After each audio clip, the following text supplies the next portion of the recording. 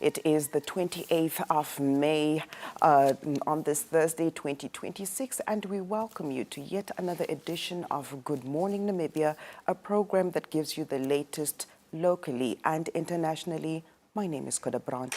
And I'm Lord Ntabanamata. It's equally a pleasure to be in your company this morning. Now, today makes this much different as we're officially commemorating. That's the second celebration in terms of the Genocide Remembrance Day.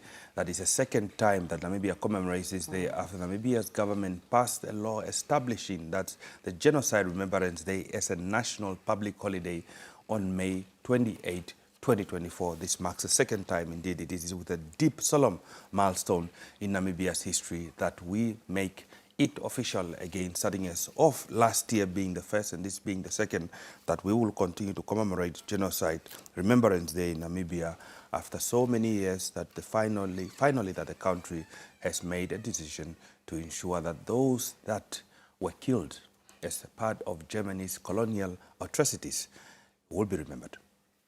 Definitely a painful past. And you know, Lot, something that really came up yesterday, we kept having conversations as well in preparation for today's commemorations, was it's not only about remembering the past, but also what it means for the youth, right? It's for identity, really to acknowledge the human rights, atrocities and so forth that happened over a century ago, but still very important for the youth. The youth are the future after all.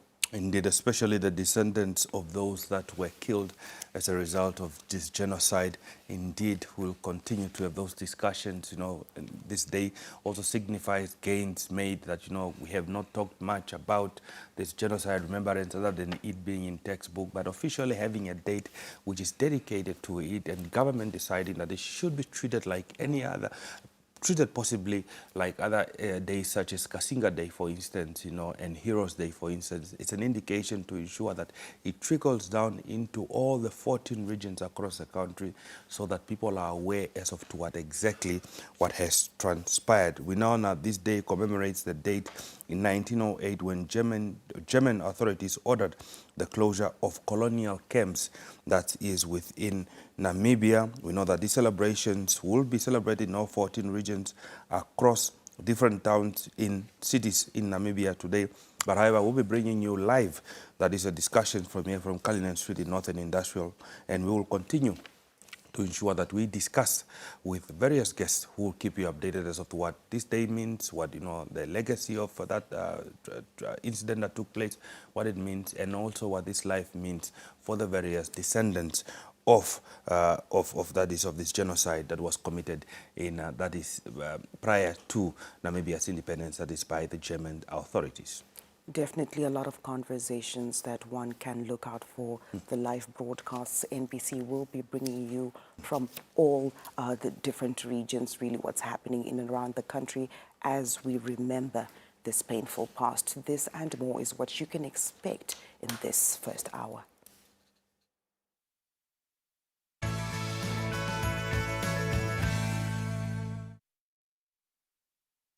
Welcome back. Now, in terms of this lineup for this first hour, we will be joined by the Minister of Information and Communication Technology, Emma Theophilus, to shed more light on this year's commemorations. Also in this hour, we will be joined by Salmon Jacobs, son of the late Cornelius Jacobs. He will join us this morning to reflect on the importance of this occasion and its deep meaning for both the Nama and Ovaherero communities. Pardon me, we will also be speaking to Vetaruhe Kandarodhu from the Hoveka Royal House, who will help us understand why remembrance matters and what this day means for Namibia. These and more is what you can expect in this first hour, but first, news making headlines, weather and traffic updates. Please stay tuned.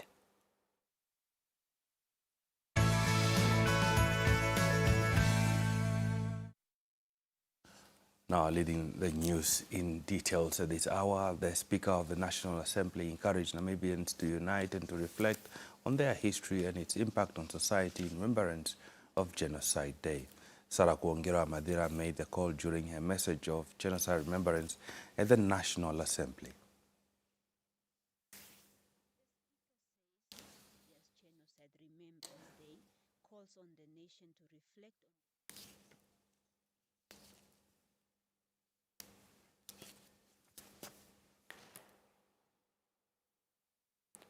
The University of Namibia hosted the Redefining Education Summit, which aims at transforming higher education into skills-based and innovative learning. The initiative comes at a time when discussions around transformation, innovation, and skills development in higher education continue to gain momentum in Namibia.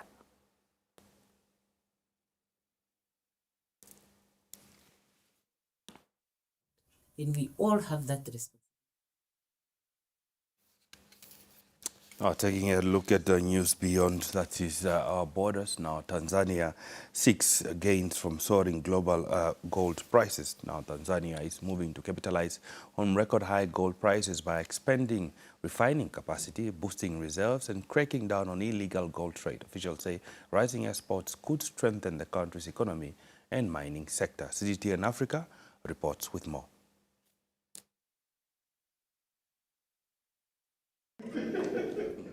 As gold prices rise, Tanzania hopes to profit. Economists say the East African country could benefit beyond expected increases in tax revenues and royalty payments from mining firms.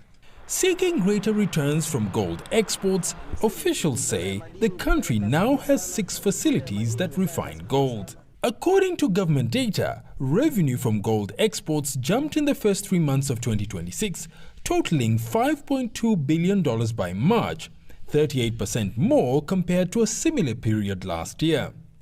Gold continues to be Tanzania's top source of foreign currency, making up more than 30% of national exports. Economists add that although higher prices could drive expansion in the industry, broader benefits will depend on better conditions for the nation's over 1.5 million small-scale miners. To capitalize on the price rise, officials say the central bank has obtained about 20 tons of gold via a purchase initiative intended to bolster the country's reserves.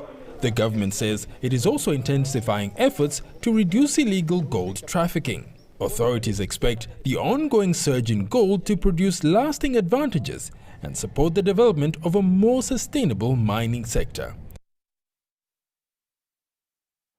On the sports front, the Namibian Traditional Sports and Game Federation is preparing to officially launch its activities following the appointment of an interim committee by the Namibia Sports Commission last month.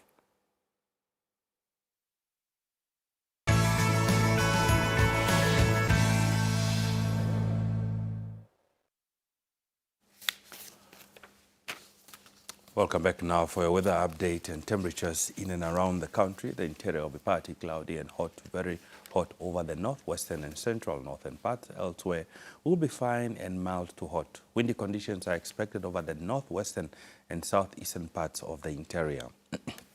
Now the coast will be partly cloudy and mild to warm with fog patches, while the wind in the southeasterly to the southwesterly will be moderate. Now, in terms of tides at Walfish Bay, now a low tide is expected to quarter to 8 this morning, and a high tide is expected at 4 minutes past 2 this afternoon, and another low tide is expected at 13 minutes to 8 this evening.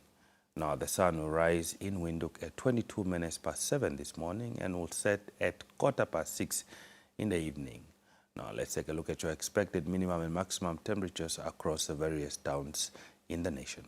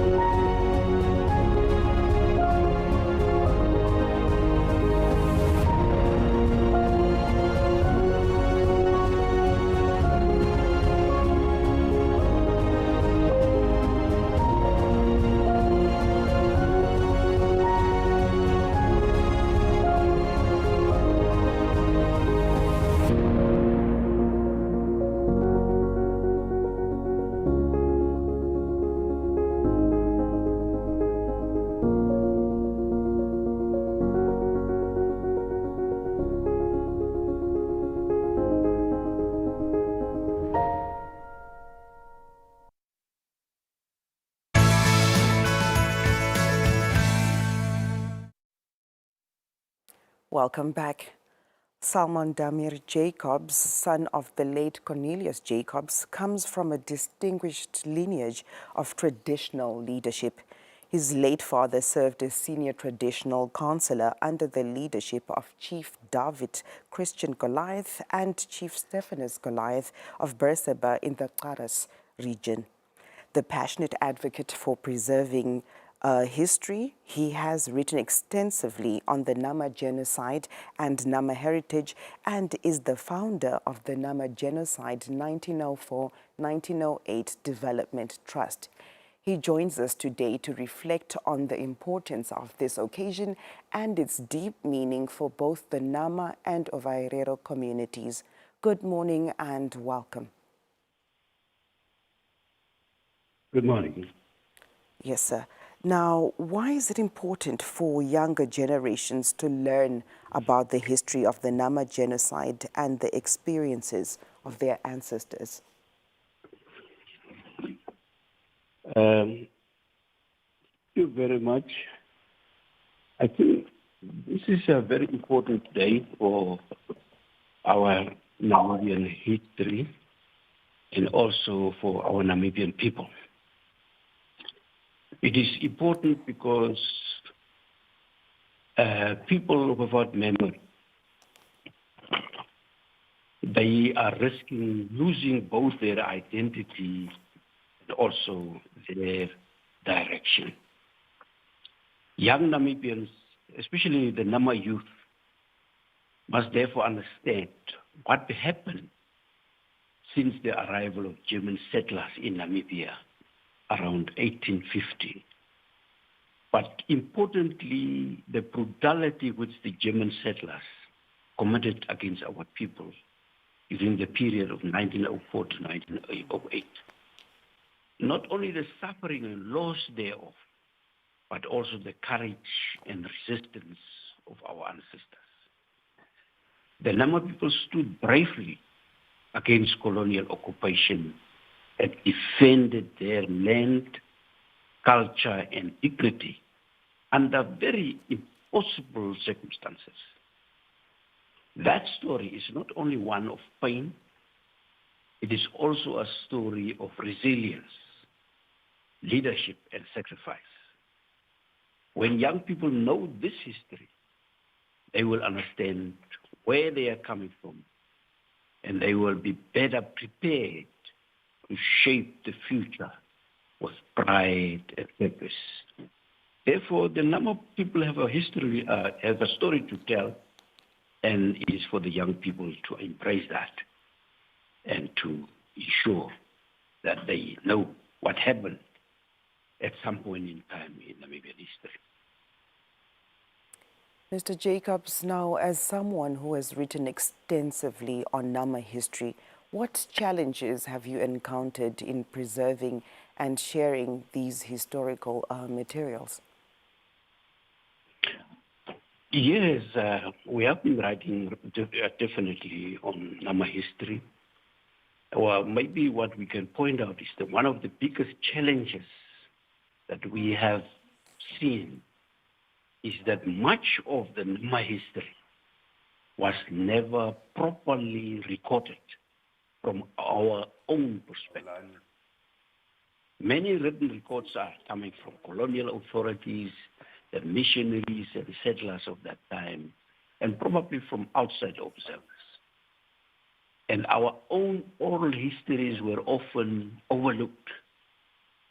So therefore, when we hear that some elders who carried valuable knowledge have passed on without their stories being fully documented, it is time for us to do something about it. Another challenge is also ensuring that younger generations connect with this history in a meaningful way. Because preserving history requires research, documentation, translation, and creating spaces where our own voices are heard and respected.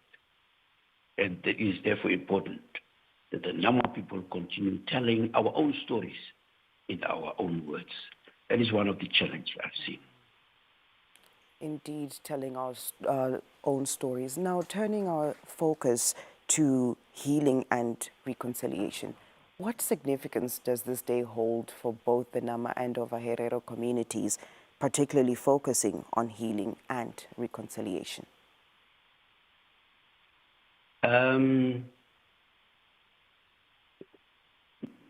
This day carries deep meaning for both the Nama and the Ovaherero communities,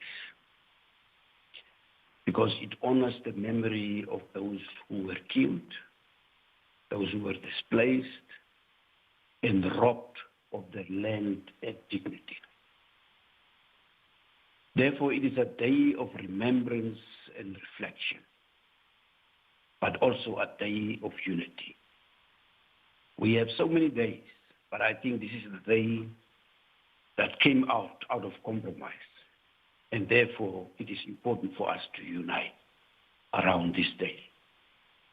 Because the day also reminds us that our communities endured one of the darkest chapters in the Namibia's history together.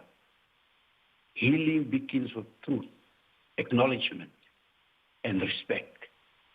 Reconciliation becomes meaningful when history is remembered honestly, and when descendants feel seen, heard, and included in shaping a just future.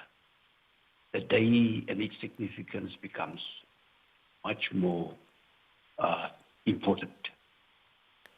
Mr. Jacobs, let's talk a little bit about the Nama Genocide 1904-1908 Development Trust. What changes or impact do you hope to see in the future regarding recognition, education, and justice? Through the work of our trust, our hope is to see the history of genocide fully recognized, nationally as well as internationally.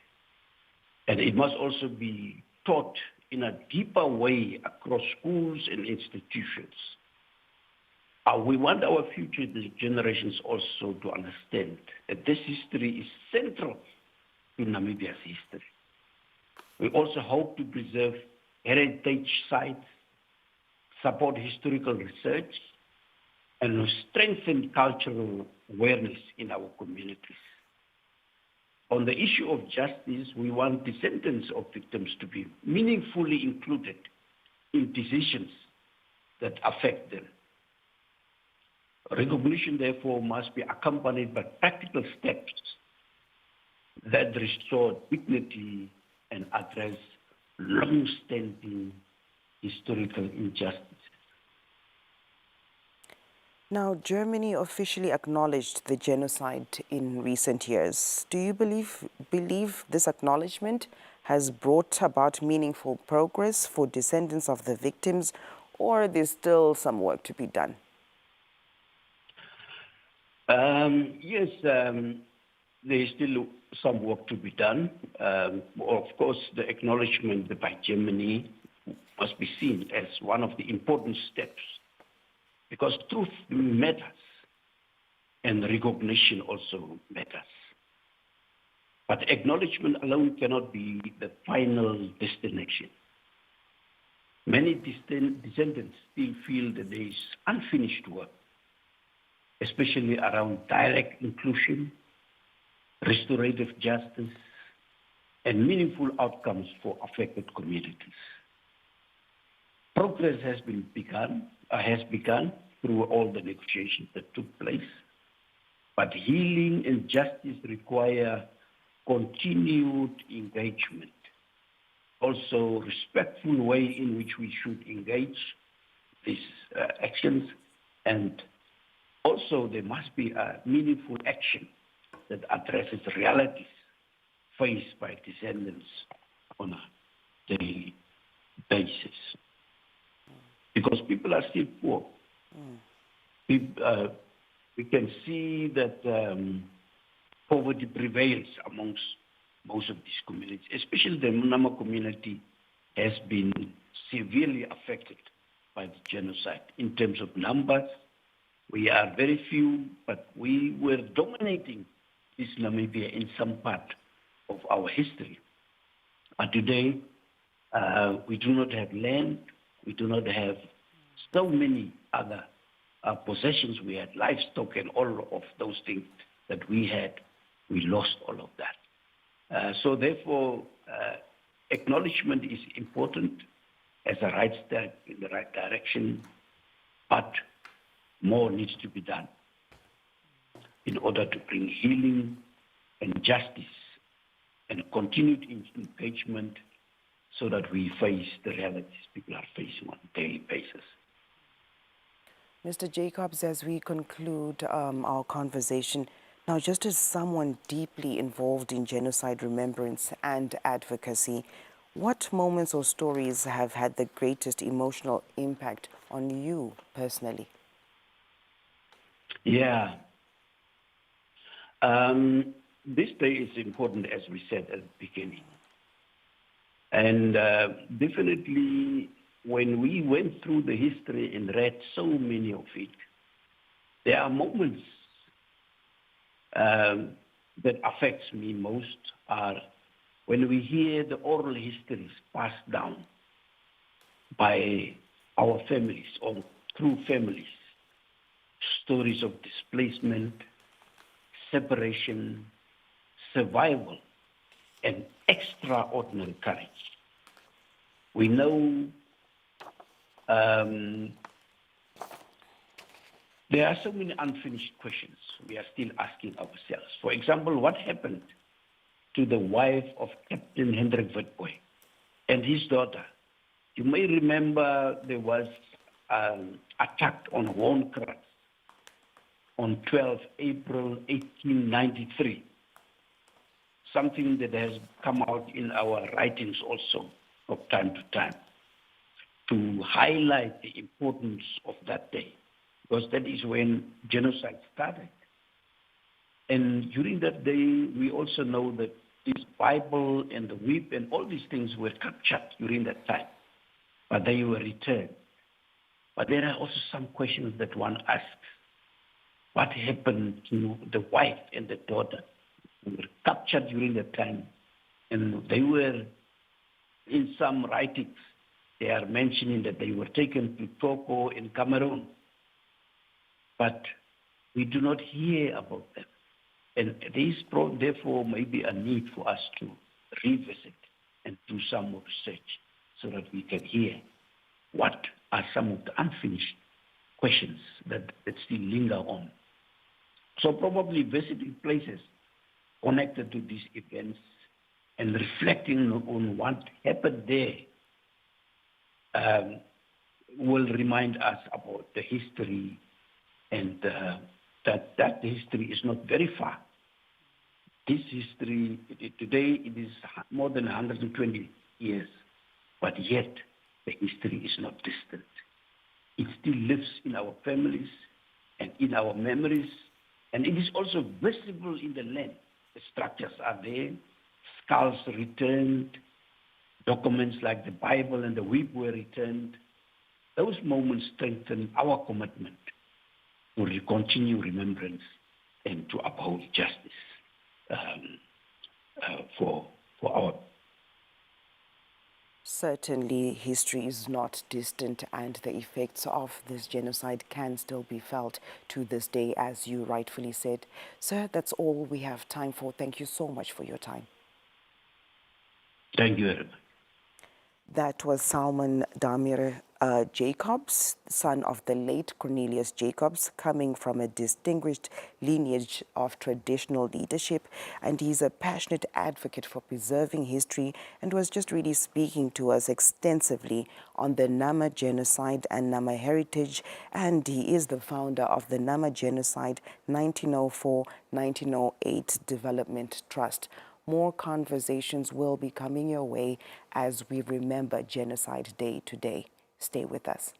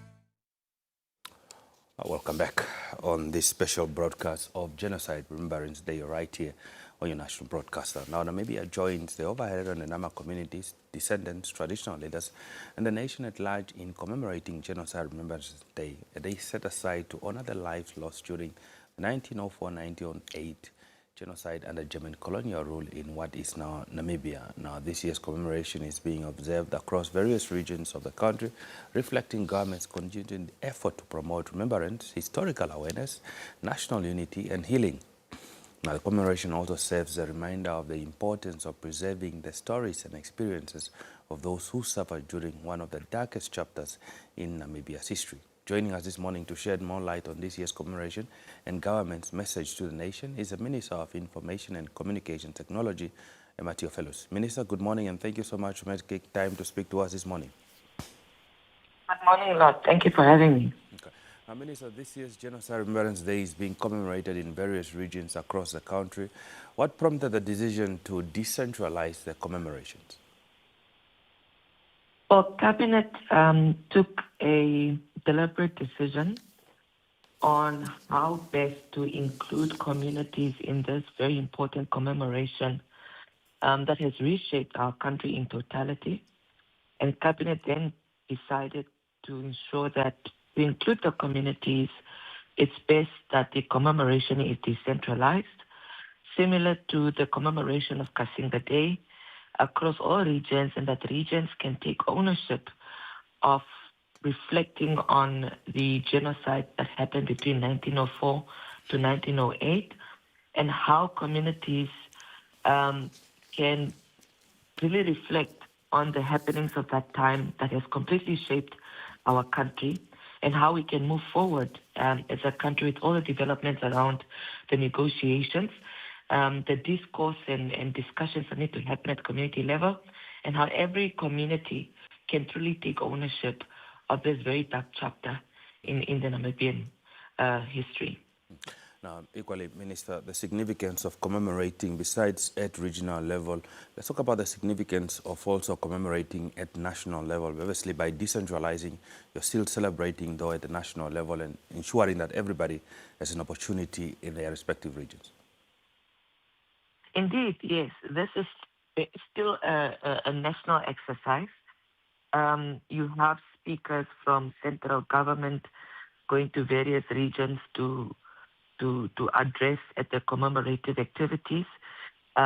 So it's really a nationwide exercise to show the significance of this Genocide Remembrance Day, this day, the 28th of May. This is both one that ensures that central government and regional government are involved, but most importantly, communities at national level are involved. How important is it for younger generations to understand the history of the Ovaherero and Nama genocide? It's beyond important, especially for young people such as myself, born after independence. When you learn about the history of the nation struggle during the genocide, during the liberation struggle, these are all historical facts that have shaped the country we have today. And as generations that come after all these atrocities, it makes one appreciate what our forefathers and foremothers have gone through to liberate this country, for us to live in it the way we do today, and for us to be motivated to build on the foundation that they have laid through sweat and tears. So it's beyond important. It's something we cannot take for granted, and this is why it's being commemorated in this manner. Minister, what message does government hope Namibians will take away from this year's commemoration? Well, government has, through the different regions, decentralized activity, as we discussed earlier. There are different speakers. The Prime Minister will be addressing the Khomas and Omaheke and the Kavango East regions. The Deputy Minister of International Relations and Trade will be addressing in the Musati region at Omakange. The Minister of Education, Innovation, Youth, Sports, Arts and Culture will be addressing in Ondangwa in the Oshana region. The Deputy Speaker of the National Assembly will be addressing the Karas and Hardap regions. You have, of course, our Vice President, Her Excellency Lucia Witbooi, will be addressing in Enana.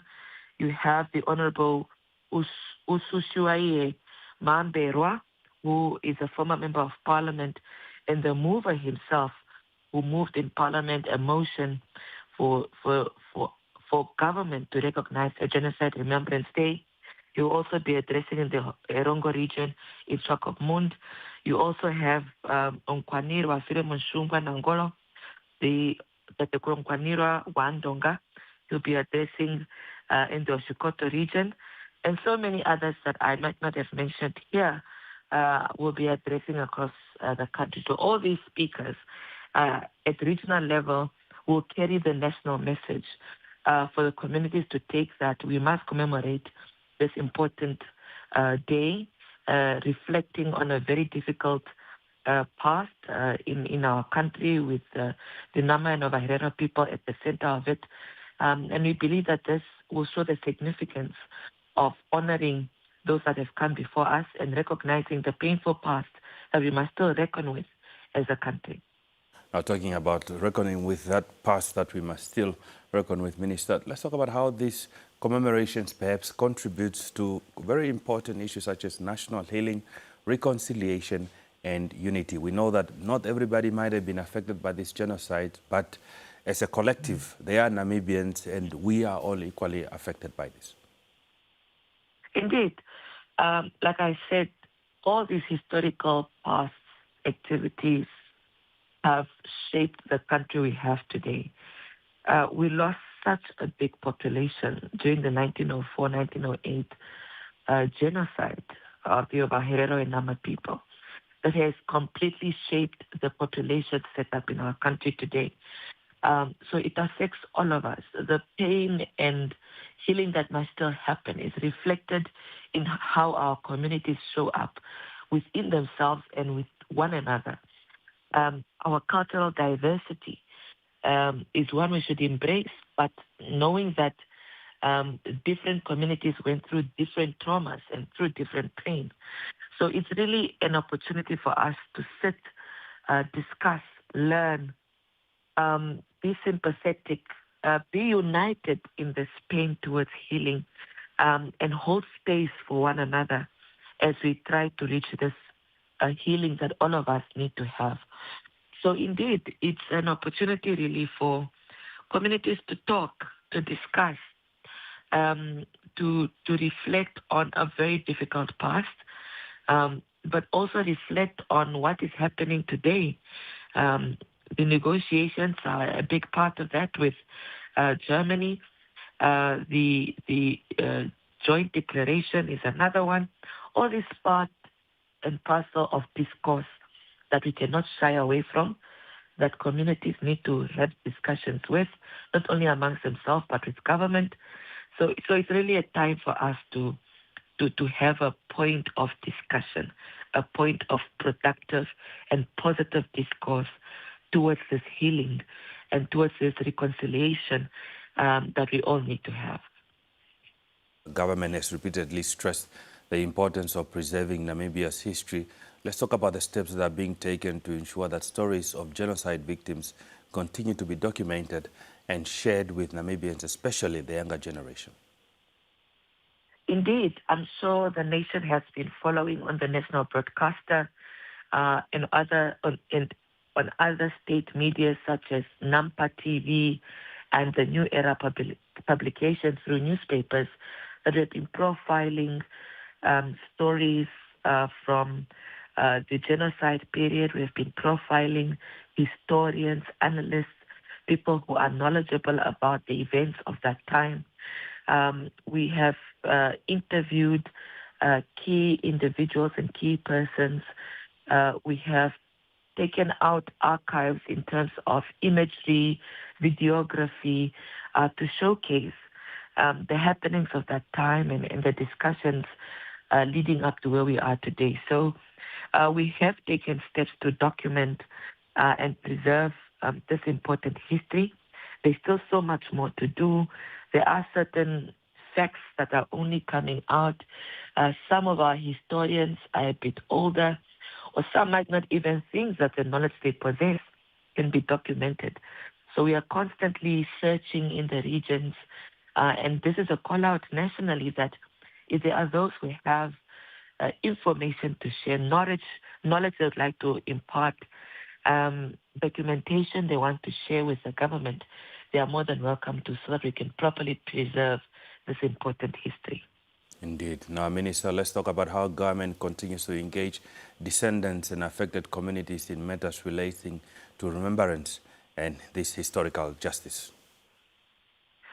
Well, government, through the Office of the Vice President and the negotiation team, have been engaging very closely with the affected communities, especially the traditional authority leaders, to ensure that every step government takes is in consultation with them. This particular decision to decentralize is also part of that engagement, so that communities have a bigger presence in the activities in the Remembrance Day, the Genocide Remembrance Day. So government is committed to not act in isolation, to not act in a vacuum, but to do so as a responsible government that continues to engage the affected communities, the leadership, and in this case, the traditional authority leaders of those communities, and to really ensure that we are united and working as a collective, both government and affected communities and the entire Namibian society as a whole, as we commemorate and as we discuss issues and act on issues related to genocide.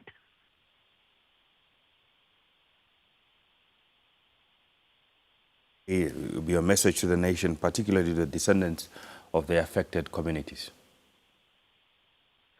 On this Genocide Remembrance Day, 28 May 2026, I wish the entire Namibian people, but particularly the descendants of the affected communities, the Nama and Herero people, to use this day as a day for us to come together as a nation, to rally behind one cause, the cause of genocide that has reshaped our society, to use this as a platform for discourse, discussion, reflection on how best, as a collective nation, where we support the affected communities in finding the justice they so deserve, the healing they so deserve, that as an entire Namibian nation, we can move forward honoring our foremothers and forefathers that went through immeasurable pain for us to be here as an independent and united nation. Thank you so much, Minister of MICT, MIT Fellows, for making time to speak to us this morning. Thank you for having me. Now, that was MIT Fellows, Minister of MICT, talking to us about Genocide Remembrance Day from the aspect of government side. And also, one of the matters that the minister indicated was that sister agencies or organs of the state, which are also running various documentation, particularly, for instance, Napa TV, as well as the New Era newspaper.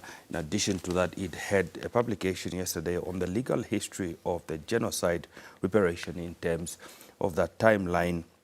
And, you know, in 1904, that is when the Ovaherero uprising against German colonial authorities led by Herero Chief Samuel Maherero on 1904 began.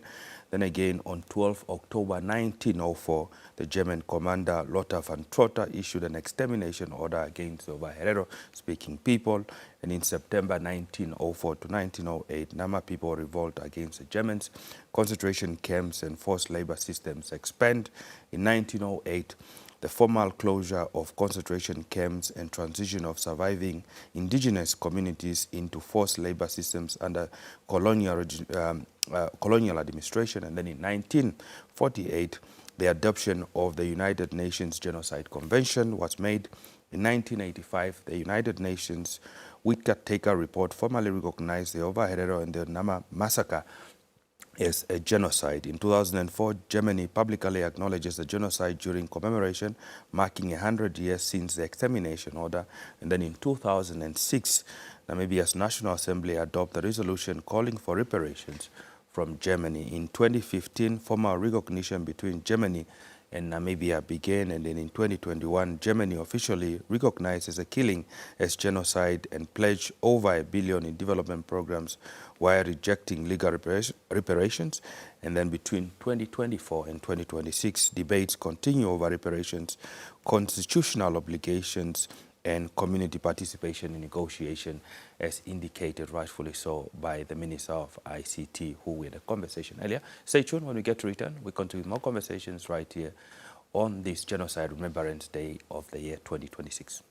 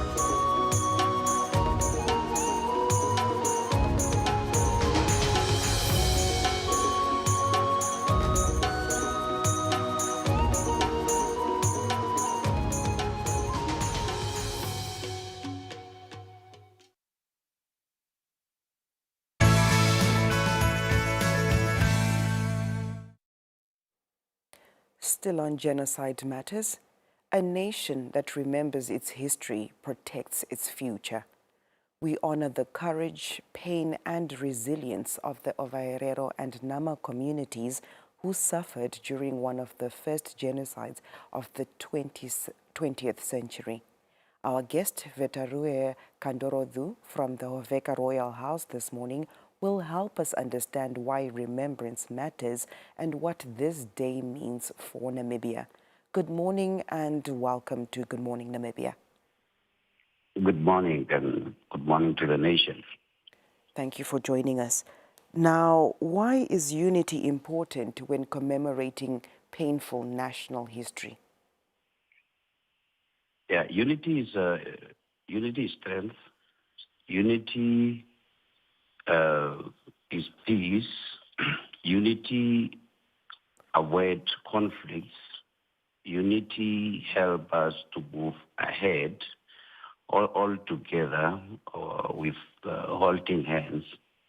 So when remembering this type of day, it's very important that we unite, because our ancestors, our parents who participated in the war of liberation, the war of resistance against the colonizers, they were united. They were fighting in the same front, and then as a result, all of them, they were affected equally. So therefore, when we are going to remember them on this day, we need to be a united nation, irrespective of our differences, irrespective of our backgrounds. So therefore, unity is the must.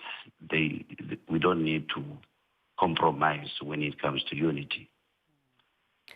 Now, how does historical trauma continue affecting families generations later?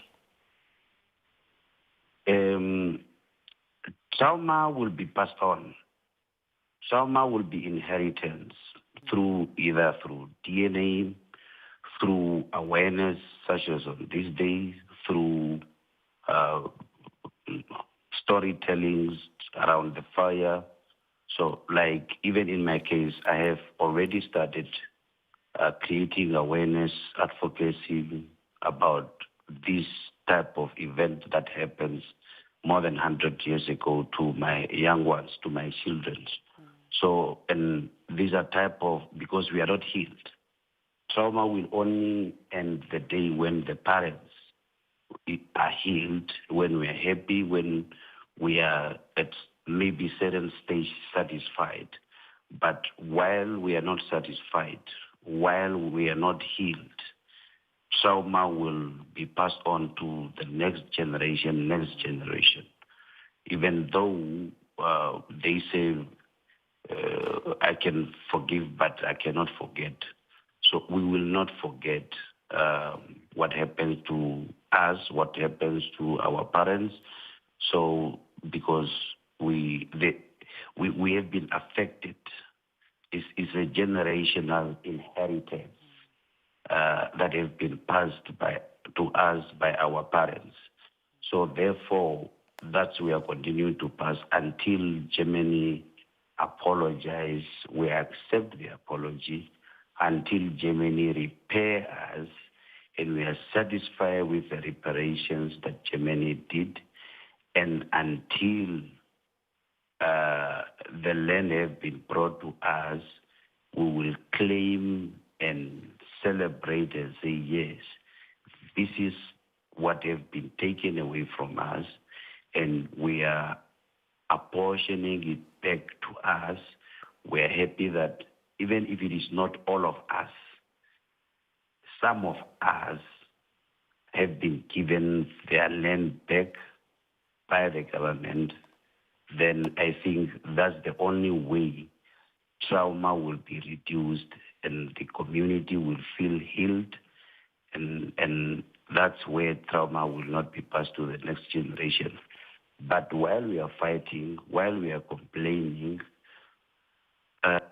we will continue to pass on the trauma so that we energize these young people that if you are not there, you must carry on with the battle. Now, Mr. Kandorothu, shifting our focus a little bit to justice. What does justice mean for descendants of the victims of the day? Justice is freedom. Justice means somebody have to free you. Somebody have to tell the perpetrator that you have wronged the victim. Now, in our case, it's because, like in the current negotiations, that's supposed to bring justice to this issue. The perpetrator, again, is the one deciding what must be done to his victim. So we don't have a jury to decide that you have wronged the victim. This is how you are going to repair them. So, therefore, justice is very important. And in this case, the freedom to the victim, it will be compromised because we are continuing pressing of putting salt on the wounds of the victims because the perpetrator is still playing the guitar and telling the victims to dance. So, and therefore, in the current negotiations, because there is an absence of a jury to decide, I think justice, we got a long way to get justice, and we got a long way to get freedom for the victims. Now, so we've spoken extensively about justice, extensively as well about national healing, and just really the importance of this message being carried through to different generations. Maybe if we can just zero in a little bit on you personally. What does this day, the Day of Remembrance, mean to you? This day is very important. This day is somehow psychologically a quarter of a freedom, because now we are talking about it.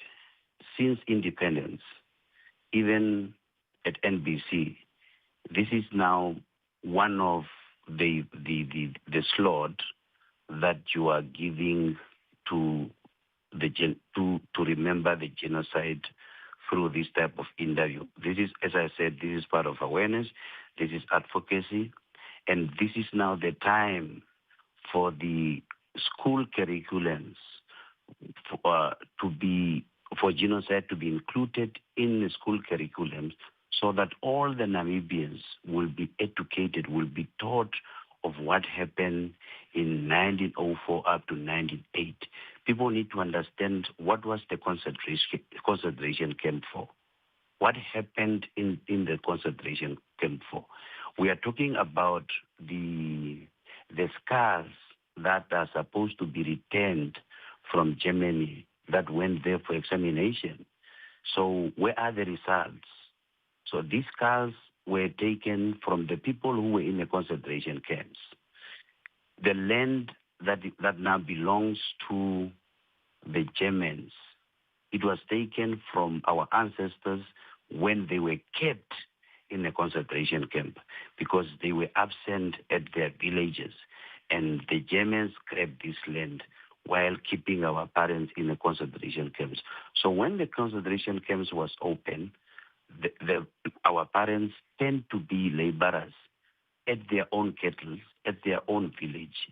So therefore, this day for me is an opportunity to create awareness, to educate the Namibians at large about the history, about what happens to Ovaherero and the Nama people, including the Damara community, the San communities, that were also indirectly affected through the whole process.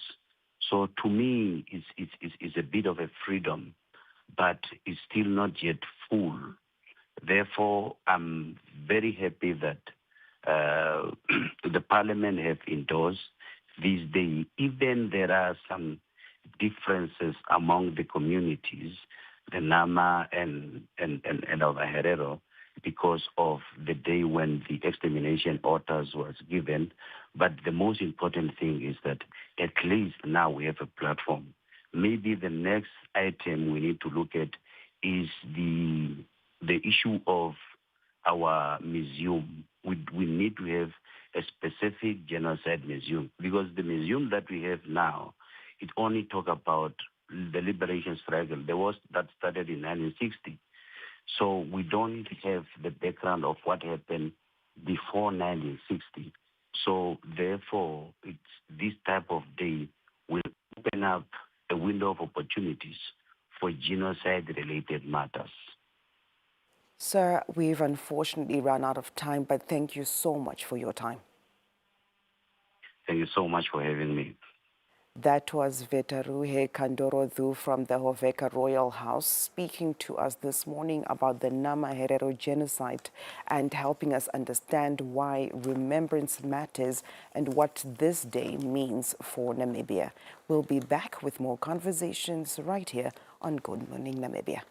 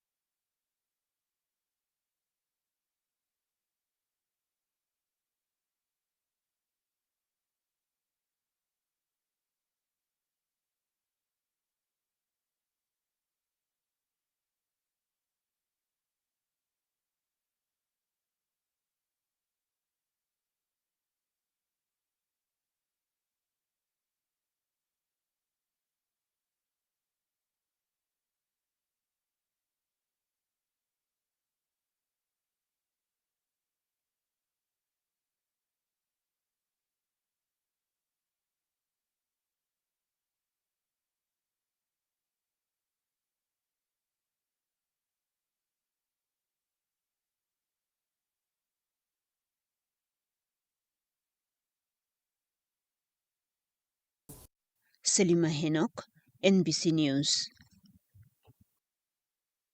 Now, Shark Island, located off the coast of Ludred, serves as a stark reminder of the atrocities committed by the German regime against the Nama and Ovaherero people during the 1904-1908 genocide. Now, today, descendants of the genocide victims return to the island to mark the second anniversary of the Genocide Remembrance Day, paying tribute to their ancestors.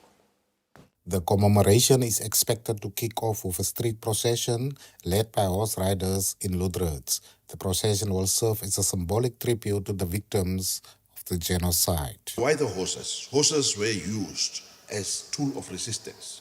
If we go back into our history, Hendrik Witbooi was shot whilst he was sitting on his horse in Valras. So horses by then were the fastest means of transportation. So we also want to signify the importance of horse riding into our resistance. Apart from horse riding, there will be various speakers from traditional leaders, Nama traditional leaders, from Herero traditional leaders. We are graced by some Herero traditional leaders. The ambassador of Germany will be available, and also some German Namibian colleagues, Namibians who are German speaking. Other activities include drama performances by young people. Dr. Asep says the theme of this year's Genocide Remembrance speaks to unity and renaissance. First and foremost, I should say that this was a racist-driven atrocities, the genocide. Now, the lessons of racism, tribalism, and divided nation, because Namibia is a unitary state, although we have our own identities of being a Nama, Herero, or whichever tribe, but it's a unitary state, so we must appreciate our unitedness, and that's what the theme talks to, the unity and renaissance. So basically, the lesson that we can learn, or the youth can learn, is unity is important for progress. Both the Hardap and Karas regions governors are expected to address the descendants of the genocide victims. Deputy Speaker of the National Assembly, Philippus Catamelo, will deliver the keynote message at the commemoration event. Lukman Kluter, NBC News, Ludred. Now, the governor of the Karas region, David Gerse, has encouraged young people to embrace their historical roots and understand the painful history of genocide committed against their ancestors by the German colonizers. Now, he said this while addressing youth from Hardap and Karas regions who attended the Heritage Meets Development Stakeholders Conference in Ludred. The conference theme, From Genocide to Renaissance, places special emphasis on youth participation to ensure they play an active role in shaping the future. It aims to highlight the importance of local content policy as well as training and development initiatives and to equip young people with skills. Simply because they resisted oppression and refused to surrender their dignity and humanity. Our forefathers and foremothers were not weak victims. They were courageous and heroic people who stood firm against occupation and against being treated as subhuman in their own land. Their sacrifice and resilience laid the foundation for the freedoms and opportunities we enjoy today. He further reminded the conference participants not to take the opportunity lightly. Listen, engage, ask questions for you to be informed, to be confident, to be skilled, and capable of contributing meaningfully to the development of our regions and our nation. You are no more, and I say no more, expected to remain spectators or onlookers whilst others shape the future on your behalf. Also speaking at the occasion was Mayor of Lutherits, saying it is fitting for the southern coastal town, which is close to Shark Island, to host the Genocide Remembrance Day. What was once a place associated with extermination and humiliation is now steadily becoming an economic gateway and a symbol of hope for our nation and the broader region. Lukman Kluter, NBC News, Lutherits. Now, the Miss Namibia Top 10 finalists had the opportunity to step into another important chapter of Namibia's liberation history during their visit to Charles Hills in Botswana, where they learned how Ludwig Kandetu Stanley drove the founding president, Dr. Sam Nujoma, to Botswana under the instructions of the late Chief Hosea Kutako.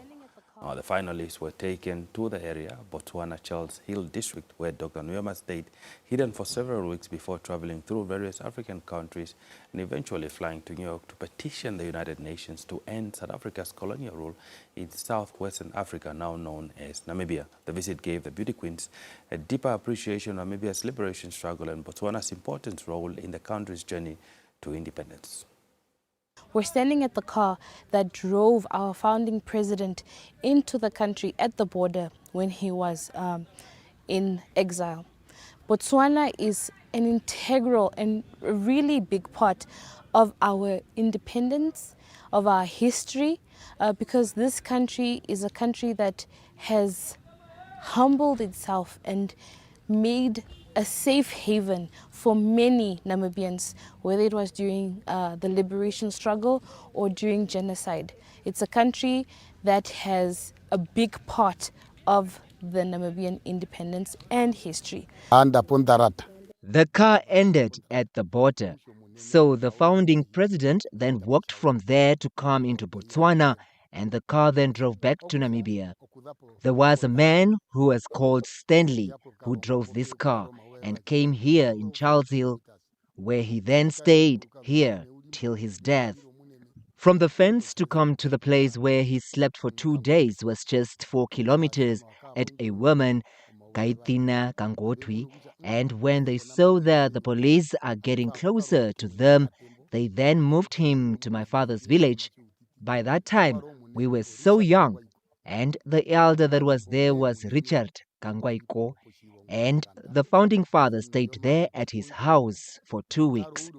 As young men, we were told to walk behind Sam Nujoma with the sheep and goats, just so that the police could not find his trials as we escorted him. The visit served as a powerful reminder that the road to Namibia's independence was built on courage, sacrifice, and the support of neighboring countries like Botswana, while inspiring the Miss Namibia Top 10 finalists to carry the nation's history and unity proudly into the future.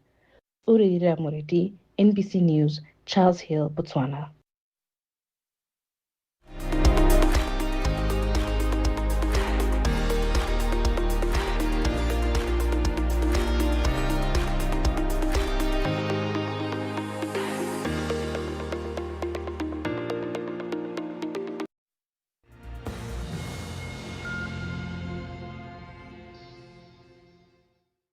Now taking a look at some international news, Libya's healthcare system has struggled for decades. In the past, many Libyans traveled to Tunisia or Egypt for serious treatment, but with a sharp decline in the value of the Libyan dinar in recent years, many can no longer afford medical travel abroad.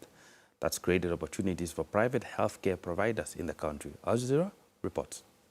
Libya is supposed to have universal health care, but public hospitals don't have the resources to treat most patients. The public healthcare system is struggling and does not provide a consistently high standard of care. Many essential needs are not being met.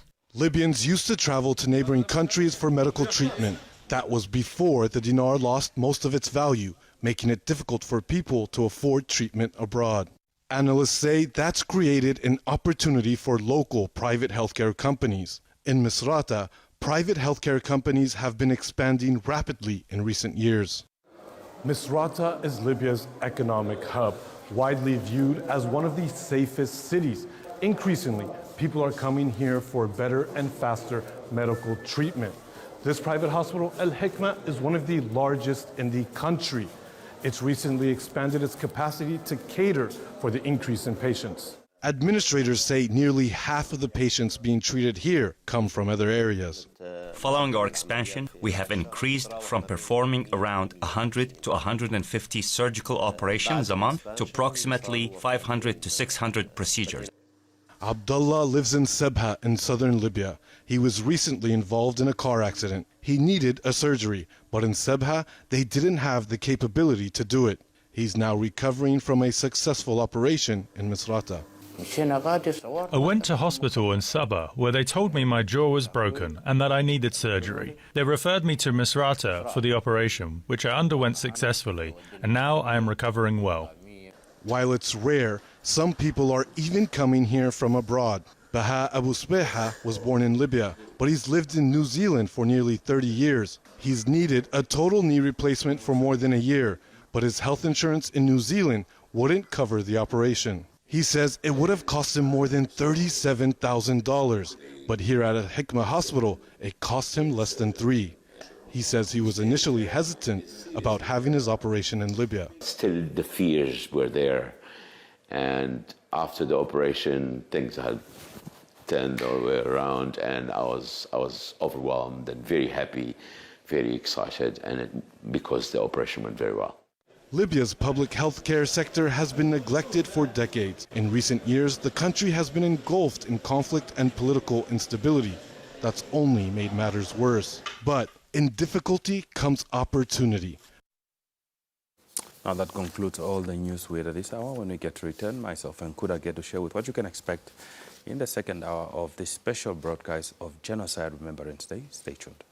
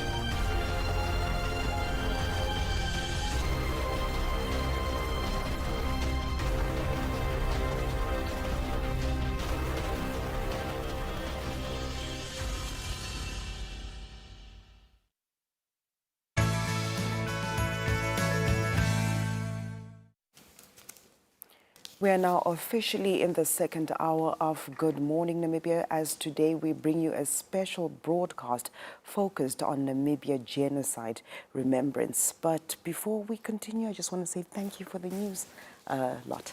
Thank you, ma'am. It is indeed a pleasure, and that definitively signifies that we are officially into the second hour. And just like that, things are slowly but surely moving as we bring you this special edition on Good Morning Namibia on Genocide Remembrance Day, a painful chapter in Namibia's history. But in this hour, we'll also be joined by a sign language interpreter, that is Joyce Rukoro, for ease of following this special edition of the Genocide Remembrance Day. Indeed, in the second hour, you can expect more conversations, again, all about Genocide Remembrance Day. Now, a painful chapter in Namibia's history, and for that context, we'll be joined by Sam Kohapirura, a social commentator, to share more on what this day means for Namibians. Also in this hour, as Namibia continues to reflect on this historical journey, we will be joined by Erika Ndalukokule, the director of the National Heritage Council of Namibia, and Una Ferreira, chairperson of the board of the National Heritage Council of Namibia, to enlighten us on the genocide, remembrance, and history. Both equally interesting conversation. And to conclude this hour, another important conversation, will be joined virtually by Freddy Nguvaova, a descendant of the survivor whose family lived through the horrors of forced displacement, concentration camps, starvation, and death under the orders of von Trotha.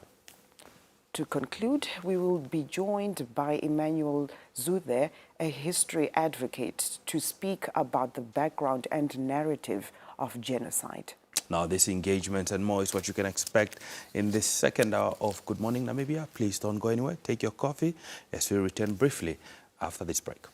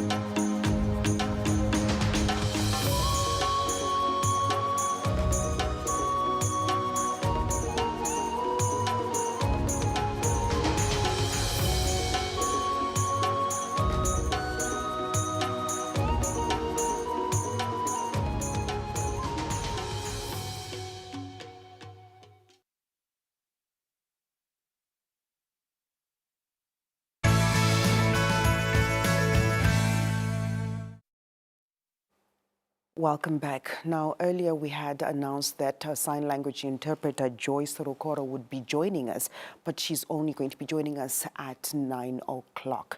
Now, as we move on, as Namibia continues to reflect on its historical journey, Genocide Remembrance plays a vital role in honoring the lives lost, acknowledging past injustices, and promoting national healing and unity.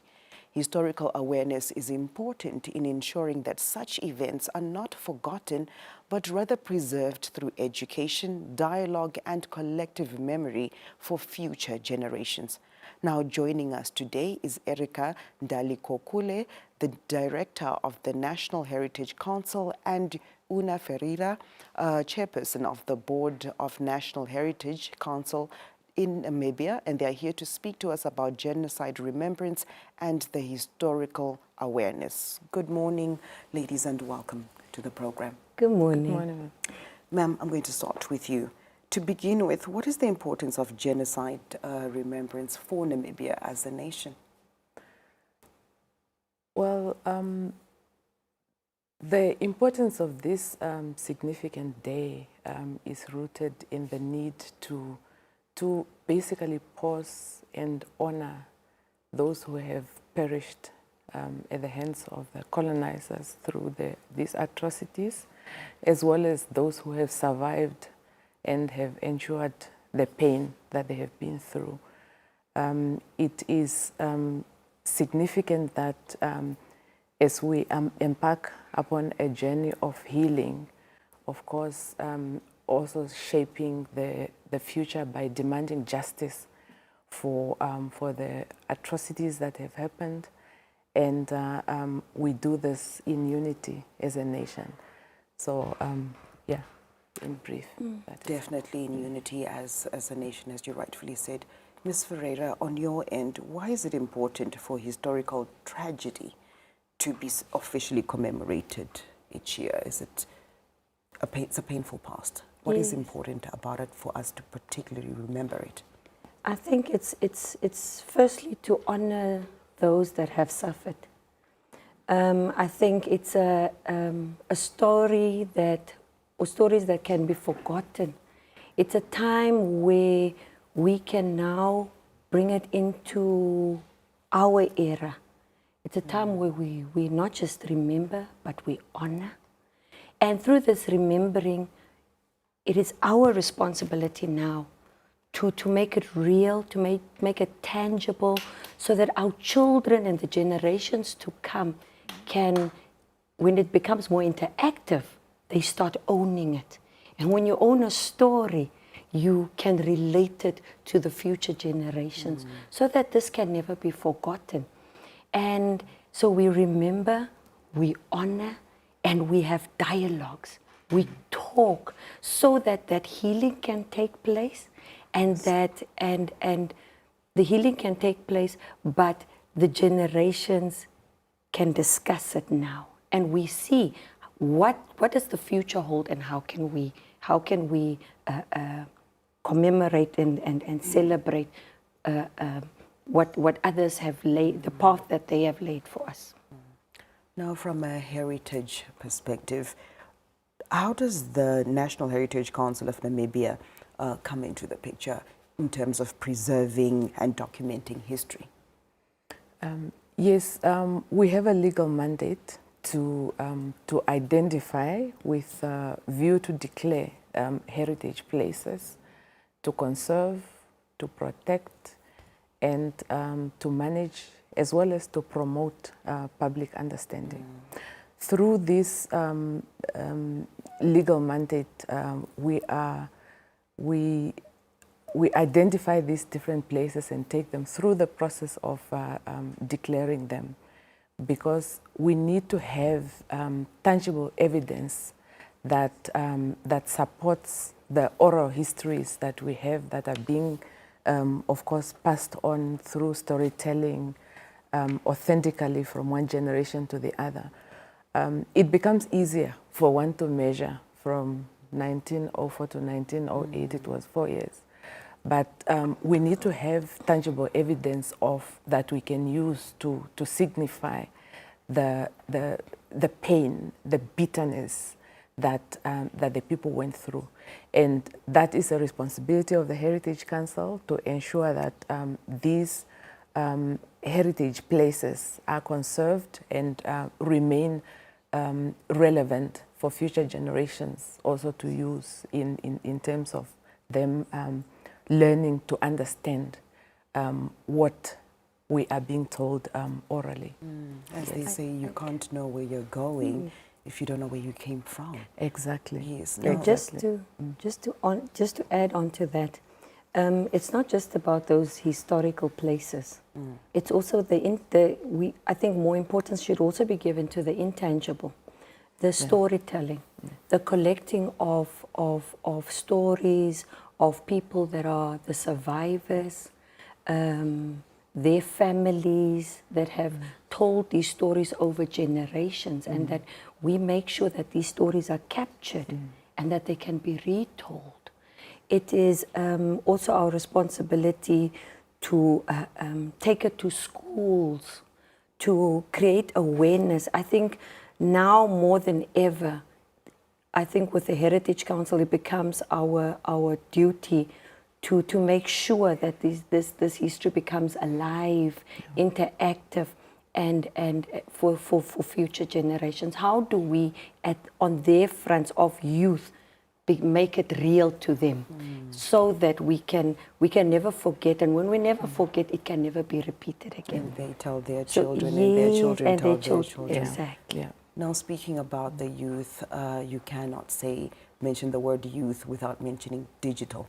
So, talking about digital platforms, can you just tell us how modern technology can be used to enhance historical awareness and education? I think, you know, with the new systems like digital, it's ever growing. Every day, AI educates itself. I've just heard of one of the first virtual museums that was recently launched. We will look up where exactly this is, but that I've heard. And I think digital platforms is exactly where youth interact, and where we can now collect the stories. We can have virtual museums, interactive learning. These stories can be told on these platforms. It's easier now with smartphones to also collect the stories of people. Our country is vast. So where these survivors are, or people that remember the history, it's easy now with technology to capture the stories.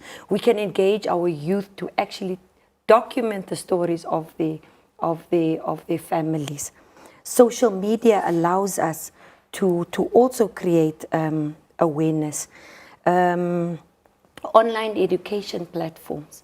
We can now create pathways with digital mapping, where you use QR codes in far distant spaces. I mean, we know there are places in mountainous areas where people can go and you can scan a QR code and immediately a story gets told there. Yes. So really embracing the technology and historical artifacts and so forth. Filming and all of that also allows us to be able to capture history. And I think, again, I'll just go to youth. It's a space that they can engage in. It's a space that they can own, relate to. And I think as the Heritage Council, we can even help them and educate them on these platforms. Also teach them how to use AI and digital platforms to bring the history to us, because it's not just about the Heritage Council doing things for the nation. It's about the Heritage Council interacting with the various communities that have lived through that, and that it becomes an interaction between us. And it's all our responsibilities to bring it to the nation and youth. So really preserving that history, and as you rightfully said about the youth, communicating to them in a language they understand, on platforms that they can relate to, and the history is preserved in that way. Yes. Now, ma'am, I'm going to ask you to actually conclude for us as we are running out of time. But finally, as we observe this important day, what is your call to action for Namibians in terms of remembrance and preserving our shared history? Yes, we are talking about these painful events that have taken place more than a century ago. It's actually our responsibility, the current generations, to ensure that we contribute to its documentation. We need to collect information about genocide from different sources. We have that which is in the books, we acknowledge. However, we really need to go out and collect all these oral histories and document them, so that in future, the future generations can have something to use. So my call is to the youth to really get interested and intrigued in finding out how did these issues affect those that are currently living, of course, with view to document their story and be able to tell it over again. Thank you so much for your time, and thank you for your great service to our nation. Thank you. Thank you, ma'am. That was Erika Ndalikokole, the director of the National Heritage Council of Namibia, and Ovaherero, chairperson of the board of the National Heritage Council of Namibia, discussing the Genocide Remembrance history and just really letting us know what the role of the National Heritage Council is in terms of preserving and documenting everything about genocide, as well as overall our history, not only for the different generations, future generations to come, but for the current ones as well, just really highlighting the importance of where we came from. We'll be right back. You're watching Good Morning Namibia.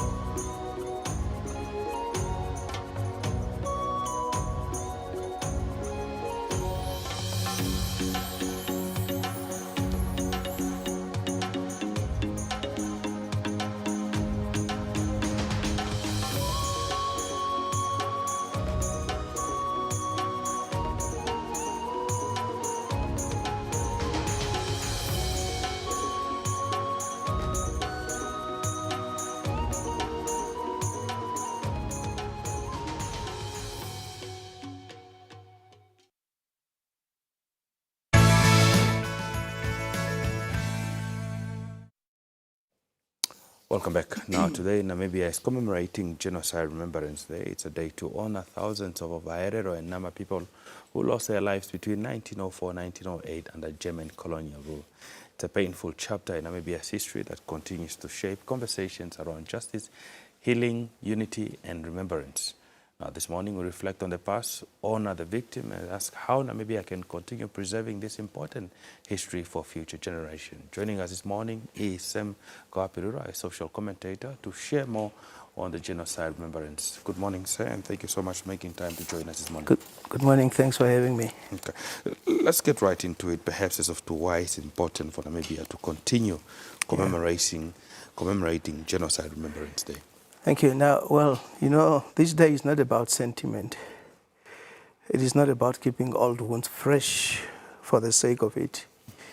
When we gather to remember the genocide, we are doing something far more deliberate. We are saying this happened, it was real, and it will not be swept quietly under the carpet of history. The second thing is that memory protects us. A country that forgets its worst chapters is a country that has no immune system against repeating them. when young Namibians grow up understanding what happened on this soil between 1904 and 1908, they develop something no textbook alone can give, a sense of moral weight. They learn what it costs when human beings are treated less than human. There's also a political dimension. Germany has taken steps towards acknowledging the genocide, but the acknowledgement is written on papers. It fades unless the people it concerns keep the conversation alive and honest. Commemoration is how we hold that process to account. But perhaps most importantly, the wounds from this genocide are not just historical. They live in families right now in 2026, in land that was never returned, in names that were never buried properly, in cultures that are still being pieced back together. Remembrance Day is when we say to those families, you are not alone in this, and what happened to you will not be forgotten on our watch. Let's talk about the impact that the extermination order by General von Trotha have on the Herero and the Nama communities. Is that impact still being felt today? It is. And let me just quickly, briefly reflect on what happened. So on the 2nd of October 1904, General Luther von Trotha issued that notorious extermination order against the Ovaherero. Later, a similar order was also issued against the Nama. Before that, the Herero population stood at around 80,000. By 1908, that number had collapsed to somewhere between 24 and 30,000. The Nama people lost close to half their population. And these are not rough estimates. These numbers are not rough estimates.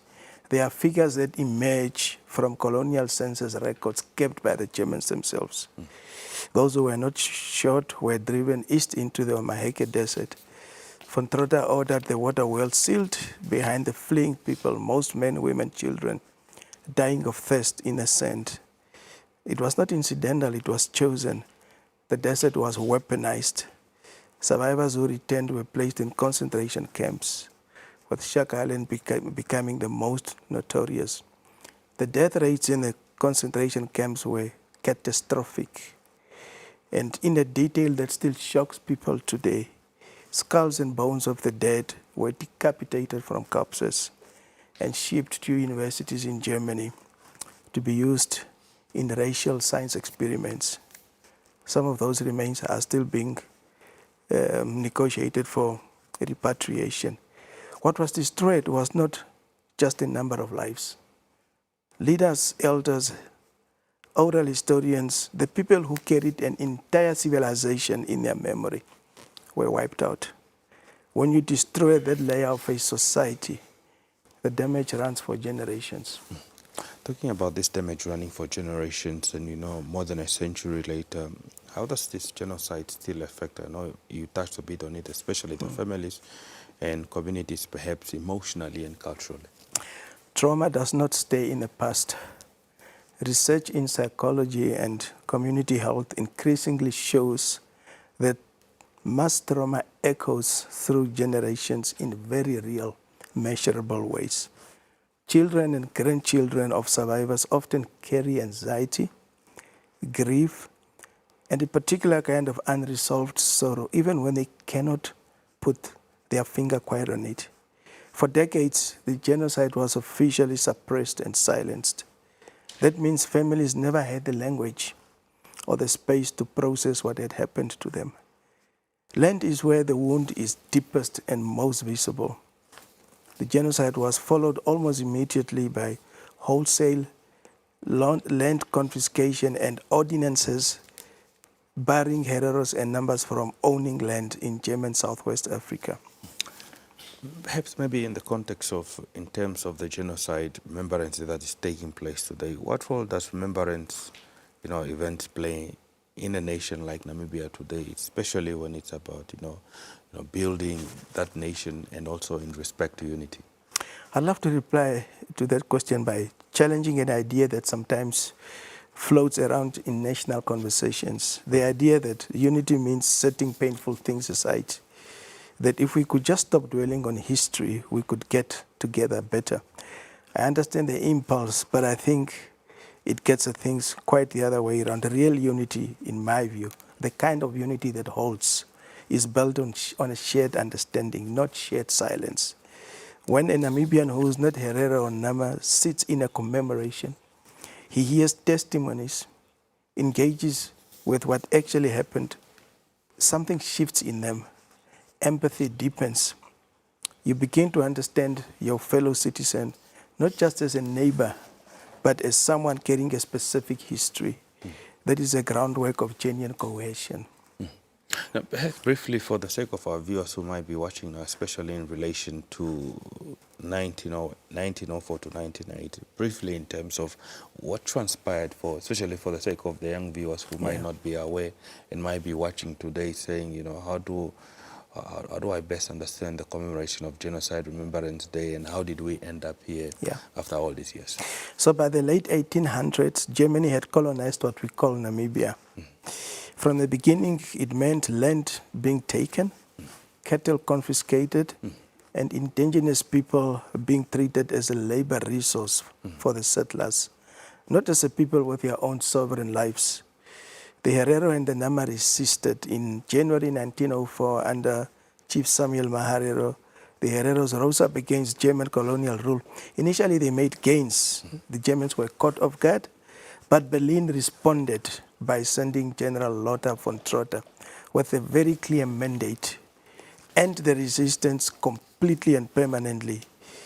The decisive battle came at Waterberg in August 1904, where von Trotha's forces drove the Ovaherero eastward and then deliberately sealed the water holes behind them. The Maheke Desert was a trap. Thousands upon thousands died of thirst, exhaustion, and starvation. In October 1904, von Trotha formalized what was already happening with his written extermination order, when he said armed or unarmed men, women or children were to be shot on sight. Those who survived and returned were placed in concentration camps where death rates were catastrophic. By the time it was over, both peoples had been decapitated and decimated. Their land was seized. Their survivors were enslaved as colonial laborers. Their leaders were dead. Their cultures were deliberately fractured. Now we know for Namibia especially, this genocide that took place in Namibia being recognized by the United Nations, convinced that it's a genocide as well. Talk to us about the significance of why it being regarded as a first genocide of the 20th century. Now the 1948 United Nations Convention on Genocide defines genocide as the intent to destroy in whole or in part a national, ethnic, racial, or religious group. Von Trotha's written extermination order is one of the most explicitly documented expression of that intent in modern history. It was not inferred, it was written, it was signed, it was issued. That is what makes this case so unambiguous to historians and local scholars. The events that took place in 1904 to 1908, they took place decades before the Holocaust. And this connection is not peripheral. Historians, including the famous anthropologist Mahmoud Mamdani and others, have traced direct lines between the racial ideologies that were rehearsed and operationalized in German Southwest Africa and the ideology that would later drive Nazism. The concentration camp model, the pseudo-scientific racial classification, the logic of colonial extermination, these were tested in Namibia first. What was used here before, it became horrifyingly familiar in Europe. There were concentration camps, systematic starvations, forced labor, and the experiments. Namibia was in a terrible and literal sense, therefore, a rehearsal space. We were the laboratory. With the laboratory of that experiment. Yes. Now we know today, while we are commemorating obviously Genocide Remembrance Day, We have also seen the message, that coming from the head of state. We're expecting various tributes to be taking place, commemoration ceremonies to be taking place across the country. And in brief, I just want to take you through the statement that is coming from the president that says, today marks Genocide Remembrance Day by honoring thousands of Ovaherero and Nama people who lost their lives during the 1904 to 1908 genocide. President Ndaitwa says that this day serves as a national moment of day of remembrance, reflection, and unity for all Namibians. The president further emphasized that resistance and sacrifice of the victims helped shape Namibia's long journey to freedom and independence. She there called on all Namibians, especially the youth, to preserve the country's history and continue promoting peace, justice, healing, and national unity, and that government, together with the affected communities, will continue engagement with Germany to seek a just conclusion on the issue of apology and reparations. Yeah. No, I think it's an excellent message, well crafted. The Excellency, the President, obviously acknowledges the depth and the significance of this matter, also its complexities.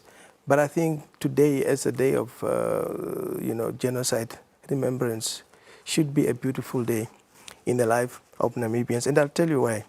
Because Namibia is a beautiful, resilient, forward-looking country. But our resilience was earned through suffering, which most of the world still does not know about. The Ovaherero and the Nama people did not simply survive a colonial war. They survived a deliberate, documented, carefully organized attempt to erase them from the face of this earth. And they are still here. Their children are still here. Their languages, their traditions, their pride are still here. It's still being held, still being taught, still being passed on homes and communities across this country. Genocide Remembrance Day is not a day of defeat. It is a day of defiance. When we gather and say, we remember, we are also saying we survived, we endure, and we will not allow the world to forget what was done to us or who we are. That is not bitterness. That is not division. That is dignity. And dignity, relying on the President's message you just read to us, in the end, is what the nation is truly built from. Indeed. Well, Sam Kapirera, thank you so much for making time to speak to us this morning, and that definitively this is quite an important message, especially for young people to remember that if they don't remember where we are coming from, we will not basically be aware as of to where we want to head to. And if we miss out on this opportunity, indeed, then we'll be doing injustice for those that took up the struggle for ensuring that we are where we are today because of them. Thank you. Thank you. Now, that was Sam Kapirera, who is a social commentator, speaking to us on what Genocide Remembrance Day actually means, and that today also marking the second commemoration of the Genocide Remembrance Day since that was adopted by the Cabinet of the Republic of Namibia, with the first one that is being in the year 2025. Now, as we conclude this second hour of engagement, we'll bring you a brief message that came from the President, and it reads as follows, that as Namibians commemorate Genocide Remembrance Day, we pause to reflect on the darkest chapter of our nation's history and honor the memory of thousands of innocent Ovaherero and Nama lives lost during 1904-1908 genocide. We also honor the courage and resistance of those who stood against colonial oppression and injustice at a time when survival and dignity of our people were under attack. Now, the events of that period were not isolated from the broader story of our nation. They formed part of the foundation upon which the spirit of resistance and national consciousness was built, ultimately inspiring future generations in the long struggle for freedom and independence. Now, Genocide Remembrance Day is therefore not only important for the affected communities, but for the affected communities, specifically the Ovaherero and the Nama communities, but for all Namibians. It is a national day of remembrance, reflection, and learning, particularly for the younger generation, who must continue, that is, to understand the painful history that shape our country and the sacrifices that we made for the Namibia we know today. Above all, this day should serve as a moment for us as Namibians to set aside our difference and pay homage to those who suffered and perished during this painful period of our history. Now, their sacrifice and resistance became part of the foundation upon which our nation was built. As such, this occasion must continue to unite us around our shared history, shared humanity, and shared responsibility to preserve the truth of what transpired. As communities across the various nations host commemorative events and activities, I encourage Namibians to participate in these engagements in a spirit of respect, unity, reflection, and national solidarity. While we remain cognizant of the sensitivity surrounding this painful chapter in our history, we must also recognize that every Namibian has a right to honor and pay tribute to those who perished during genocide.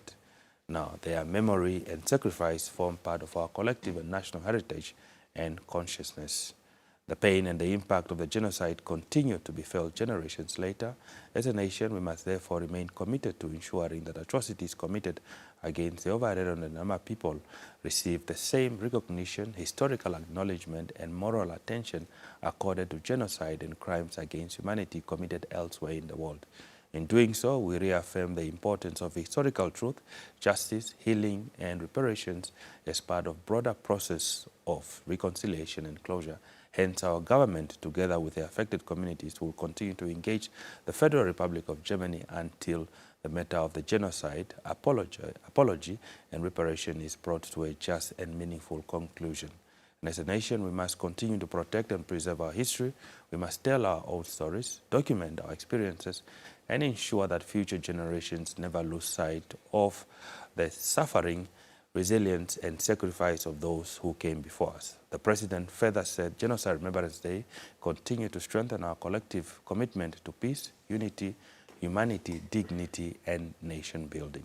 Now, that was a statement from the President of the Republic of Namibia, Dr. Netumbo Nandi-Ndaitwah, as we commemorate Genocide Remembrance Day today, which will be commemorated across the various towns and regions in Namibia. Stay tuned. When we get to return, we get to officially kick into the third hour of Good Morning Namibia this morning. Stay tuned.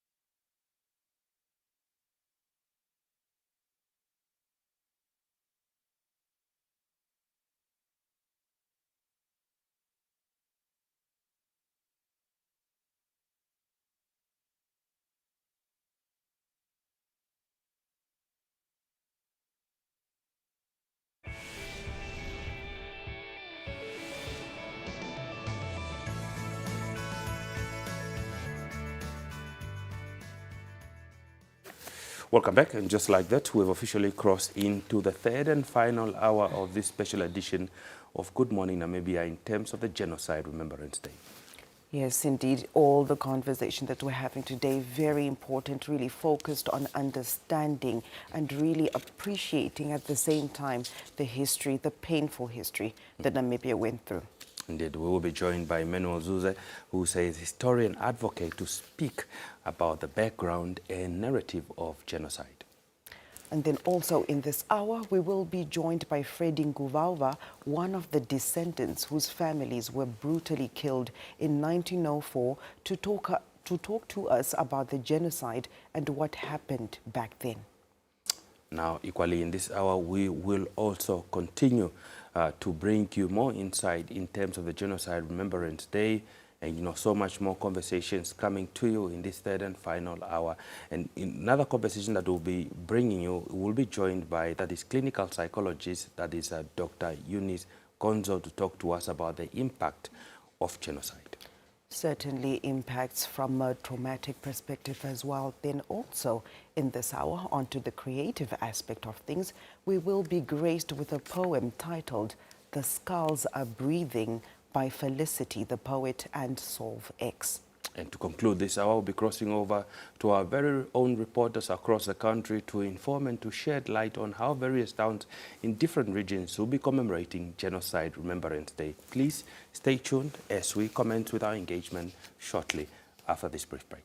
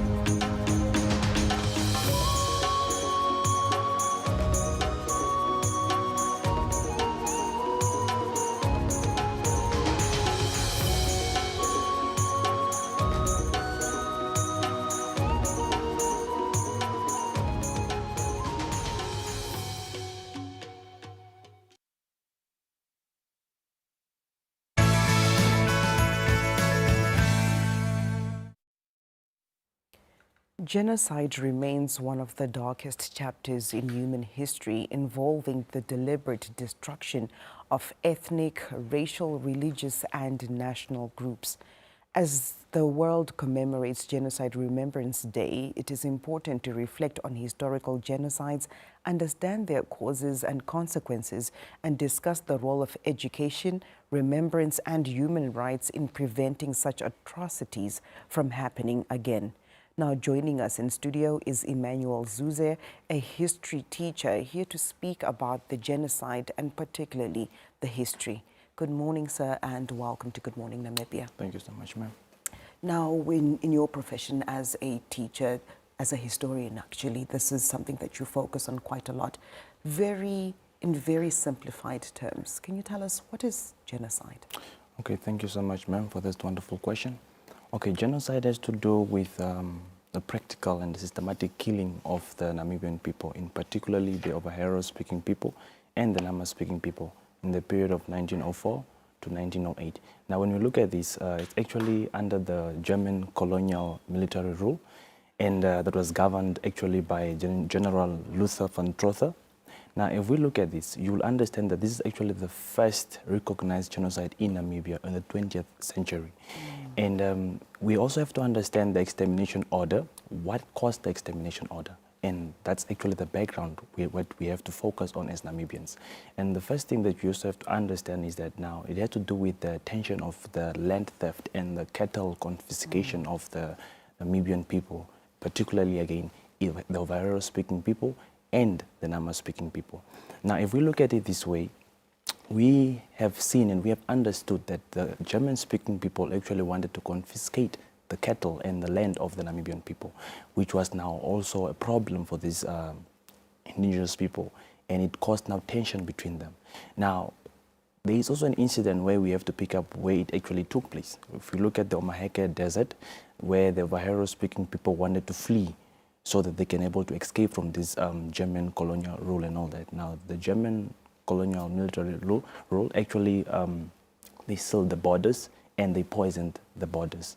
Now, by doing so, the Ovaherero speaking people actually died of starvation and thirst.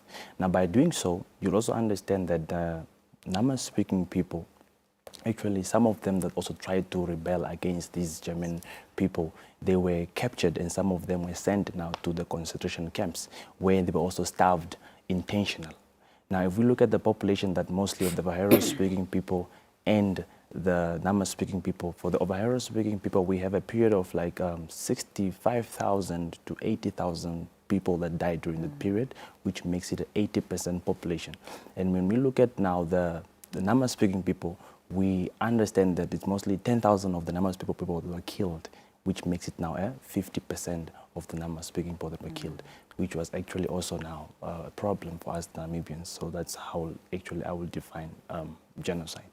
Now, Mr. Zuze, as a history teacher, you engage learners quite a lot on history. How do they receive this? How do they understand this? What are they curious about? Thank you so much for the question again, ma'am. Learners are mostly curious about the society. They are actually also curious about the past of their ancestors, as what happened in the past, because now they also have to understand that we are trying to preserve history. We are not trying to cut off what happened in the past. Yes, we do acknowledge that we were once colonized, we suffered, we lost land, we lost cattle and all that, but at the same time we have to acknowledge that we have to heal. But now we cannot forget the crime, because a society cannot heal if the crime is forgotten. Yes. What lessons can Namibia and the world at large learn from genocides? The only lesson that the world can learn is that silence is mostly the complicity. We have to understand that before genocide takes place, we should understand that there are acts that take place there. The first thing of discrimination and dehumanizing people and also hate. We need to pick up this, and we also have to talk about the injusticeness while it's too early, so that we can detect what comes after that. Yes. So what would you say, what role does do remembrance and memorial activities play in preserving history and also just promoting healing? You spoke a little bit about healing, but just tell us a little bit more about that from that perspective. When we look at healing, it's something that we as Namibians have managed to provide a public space for grief and also a public space for healing, which is actually what we are celebrating today on the 28th of May. And we have actually understood that we have to acknowledge on what happened in the past, but at the same time we have to forgive, but we cannot forget. But now for the society, we also have to understand that we have to interact with the past so that we do not also make future mistakes and all that, because we learn from the past. Yes, ma'am. Yes. Now, when you speak about mistakes that were made in the past that we should look out for in the future, what would you say those mistakes are? If you could just maybe dig a little bit deeper. The mistakes that we mostly did is that we were mostly encouraged to be divided. That is actually the problem, because we were never united. That's why we have now the Ovambo speaking group and the Ovaherero speaking group and the Nama speaking group. But as a historian, we have to understand that in unity we stand, but if we are divided, we fall. So the only thing that we can do right now is to stand united as one Namibia, one nation, so that anything that can happen again in the future, we can able to stand together and then prevent such atrocities that happened in the past. Yes, as we wrap up our conversation, what message would you like to leave with Namibians on this special day? The most important message that I want to leave out with the Namibian people is that We should understand that history is not just about the past. History is about the present. History is also about the future. We should also understand that by all means that we should celebrate diversity, and diversity should not be targeted. So that, because we do understand that we have different cultural groups in Namibia. Now, we have to celebrate these cultural groups so that we can able to learn from each other, so that we cannot lose our cultural diversity and our cultural heritage as well. Yes, ma'am. Thank you so much for your time. Thank you, ma'am.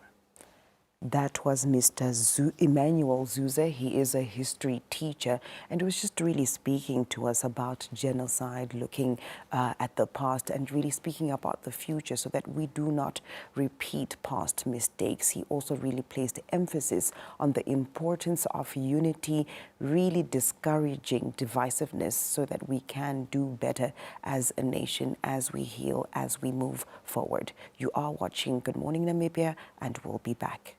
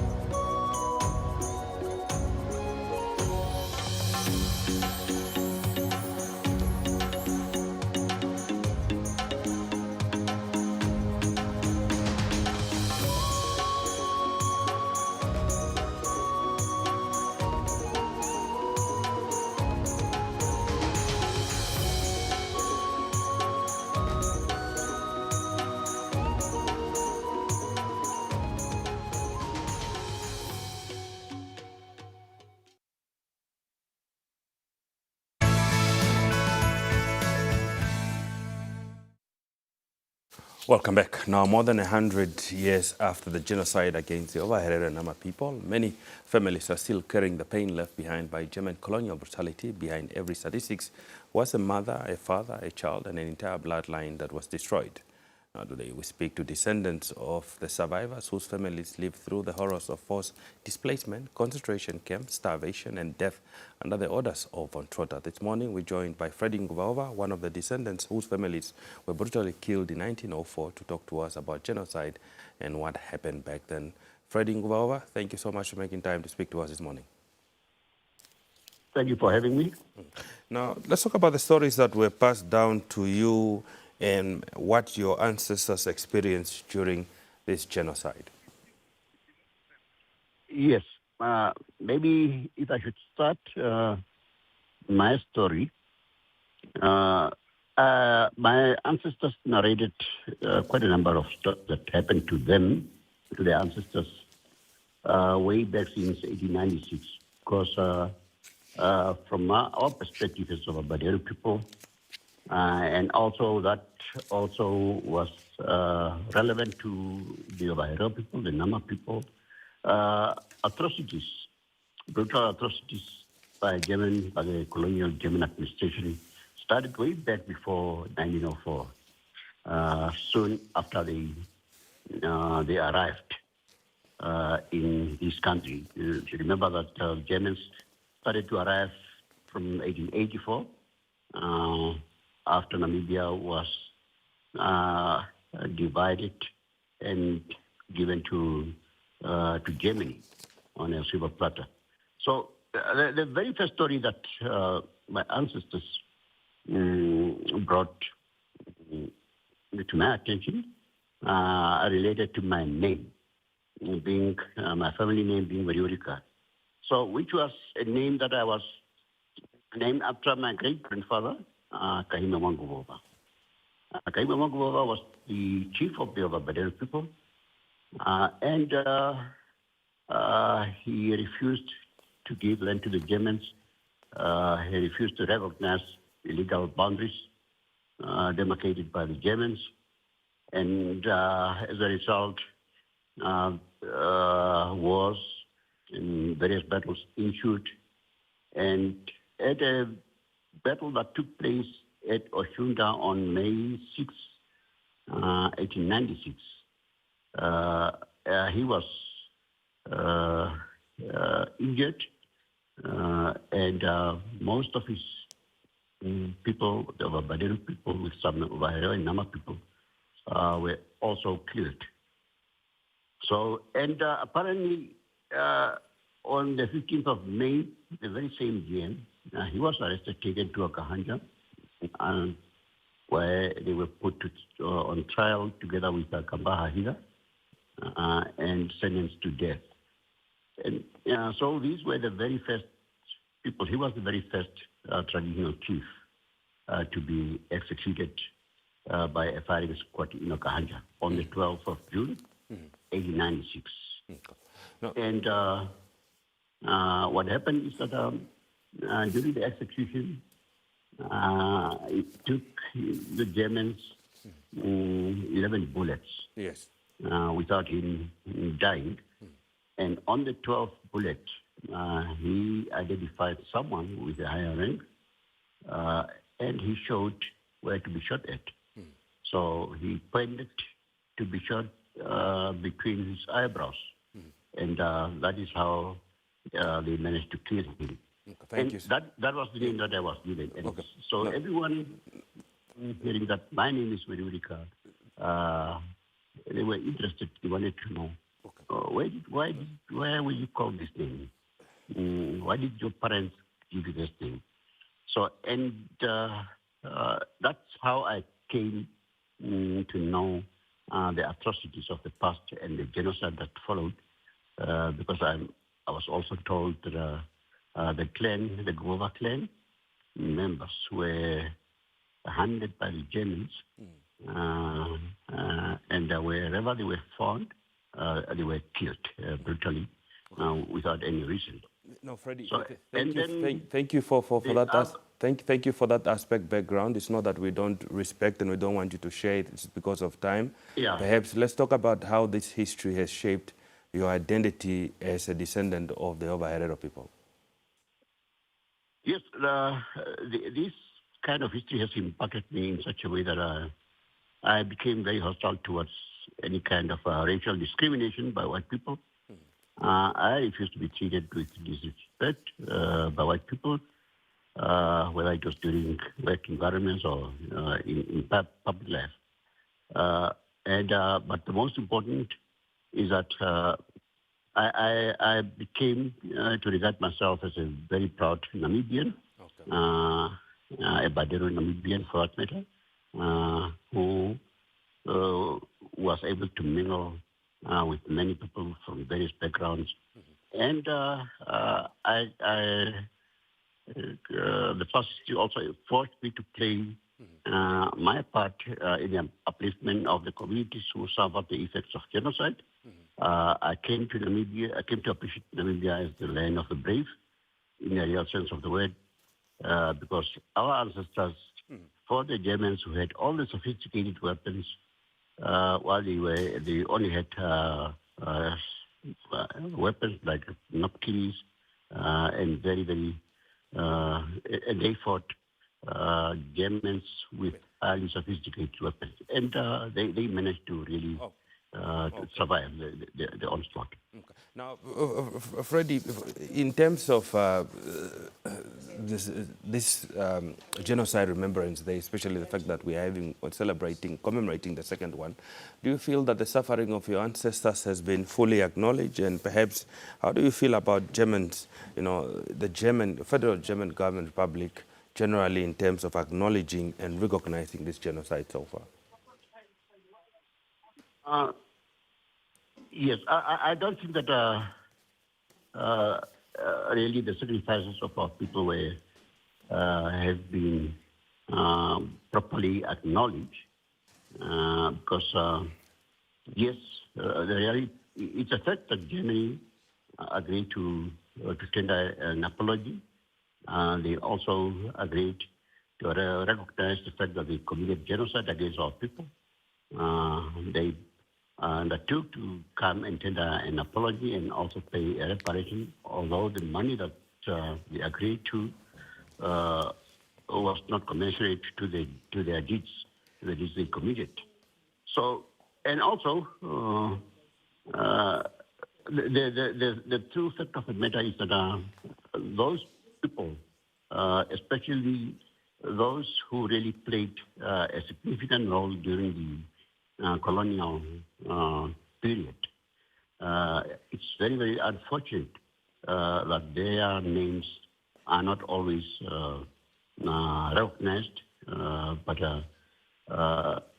those who are being hailed and praised and dignified, most of the time are those people who were collaborators with the Germans, which to me is a bit disappointing.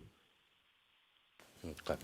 Now, what lessons should Africa and the world learn from what happened to Ovaherero and the Nama people right here in Namibia? Yeah, the very first lesson that Africa and the rest of the world should learn from past experience is the issue of unity, the importance of unity. We are fragmented always. Even when the Germans arrived here, we were a fragmented nation. So each and every tribe was trying to fight its own battle in its corner. So I think unity is always strength and essential in any society or community. So, and all the, I think what Africa and the rest of the world should learn is that they have to acknowledge, they have to acknowledge that brutal activities were leaded against the indigenous communities of Namibia. They have to support the process of the ongoing negotiation process that is ongoing. And they should also try to convince the Germans to do more than what they have agreed to in the joint declaration. Now, Ms. Nguvawa, as we conclude our conversation this morning, what message do you want to share with young Namibians to understand the impact of that genocide, what it has had on Namibia? Yes. Yeah. First of all, genocide is a very delicate matter. It's a complicated matter that can best be resolved through continuous dialogue between warring parties, especially between the Namibian government and the German government. We have full participation of the representatives of the affected communities in accordance with the parliamentary resolutions of October 26, 2006. Genocide issue should never be used for political expediencies by political parties, but should remain within the domain of traditional leaders and governments. The youth, especially, should forget about promises being made of cash payments or cash payments of millions of dollars to be deposited in their personal accounts. This money, if money is paid into personal accounts, they will not, in the end, help the youth. They should rather consider developmental initiatives such as skills development, education and skills training, and infrastructure development for long-lasting benefits. Finally, genocide is not for the old people, and the youth should not be passive onlookers, but they should be active participants in this process. Well, Mr. Freddie Nguvaova, thank you so much for making time to speak to us this morning, and may you find peace as we continue to commemorate, that is the Genocide Remembrance Day today. Thank you so much. Now, that was Freddie Nguvaova, who is a genocide descendant, speaking to us about the horrors of General von Trotter's extermination order and the genocide, 1904-1908 genocide, and what impact it's had on Namibia, and encouraging young people to ensure that they acquaint themselves with this history to ensure that they can be able to preserve future generation in terms of history. Stay tuned. When we get to return, we get to continue with more conversations right here on this Good Morning Namibia special broadcast in terms of Genocide Remembrance Day.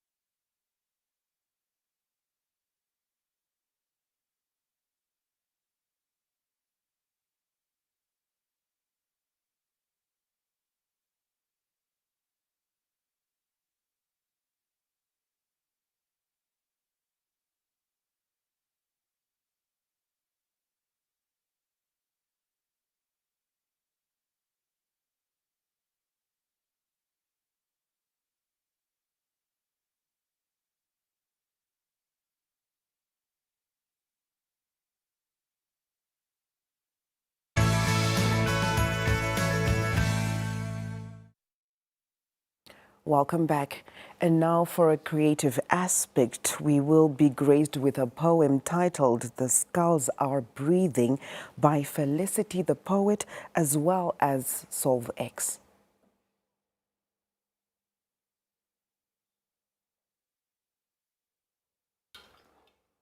You know, Felicity, I always wonder if us as Namibians realize that this that we call the Nama genocide did not only affect Namas and Heros only, but affects us all as Namibians.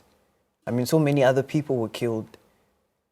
And I don't think people also realize that something like a genocide is deep and it goes through generations. It affects not only the victims of the genocide, but us, the bloodline, the language, the memory. Yeah. Yeah. I mean, I can't help but think, you know, how things could have been for the Sen, the Damara, the Nama, and the Herero, had these atrocities not been committed.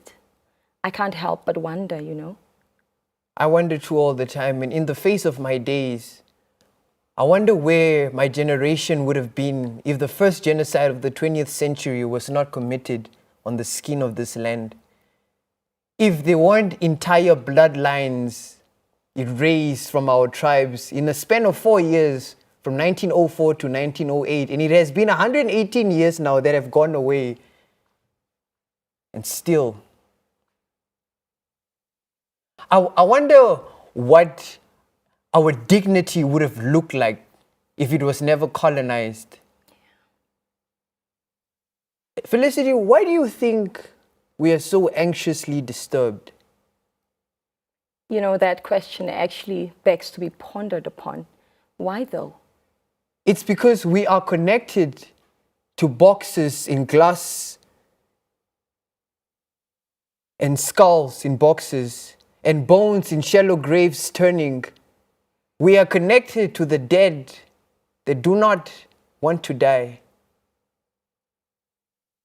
We are connected to ancestors who dream. And I too share that dream. And so many times people tell me, just let it be, let it go. It's in the past. Today is today. But how could I, when I too share the dream of an ancestor, a dream of seeing footprints filling the Omaheke desert, eluding, German soldiers pursuing, dead bodies laying next to poisoned wells, dust in the air, squad trooper at the back inbound pursuing. And some of our Herero people made it into Ganzi and Gamiland. But most of them never returned. And just when they thought it was over, it started again. They were hunted and rounded up and humiliated and hanged. People were taken to concentration camps. Have you ever heard of Shark Island? I've been there recently, actually. I think every young Namibian should visit our history more. A child would hold their father's skull and scrape the flesh off of the bone. And then it would be boxed and shipped across the seas for pseudoscientific experimentation and souvenirs. And we are connected to the bones and skulls. So, Felicity, I wonder, in the face of our days and our generations, where we could have been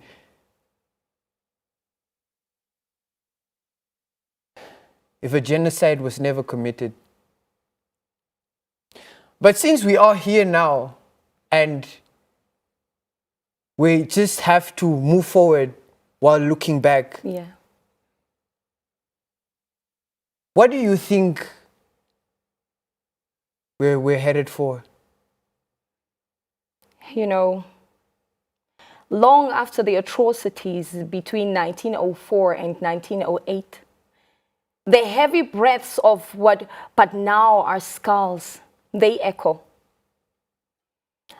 A Damara woman with a baby on her back, whipped countless times, the baby crying and crying and crying until it could no more.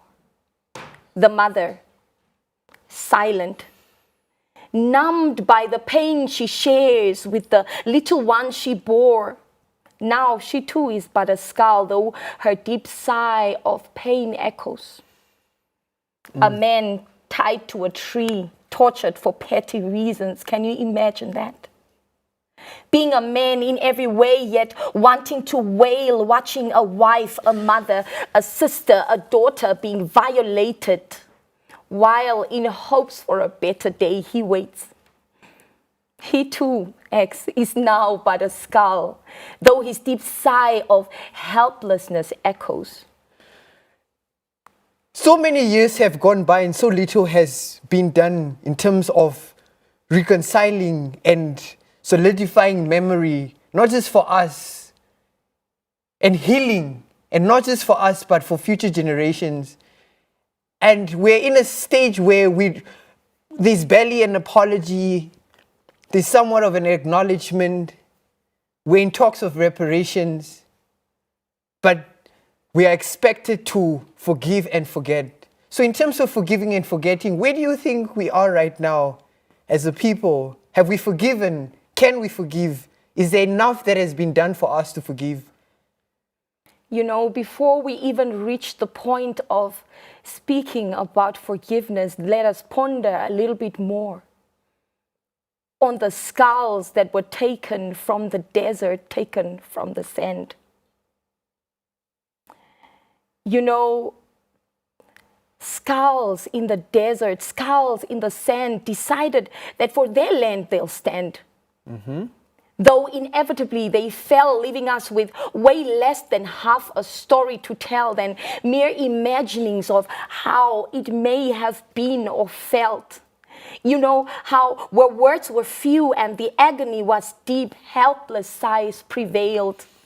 How on days of little strength for utterance, maybe, oh, Dikotse, or for a short question, maybe, or on worse days, maybe, you know, Max. Though some were words of hopelessness and pain and despair and demise and helplessness, some were of a true warrior's relentlessness. Gaturuire ehiretu, atumbo hamakako, kaima idamangwa, ha idangai comes nang o. Their skulls, their breath cease not. Their breath cease not, but they echo a plea to be returned to the land they fought for. The skulls are breathing, and they are pleading to be returned to the land they fought for, the land they cried on, the land they sweated on, the land they bled on. You know, have we forgiven or have we not? That is a debate for another day. Though now we choose to remember, you know, imagine, call it wallow, if you will, in the mental imagery of things we have not seen, but yet are so much a part of. The skulls are still breathing, heaving, shaking, sighing, rattling. But we are still here. We are still here. We're still here. We're still here. We're still here. We are still here.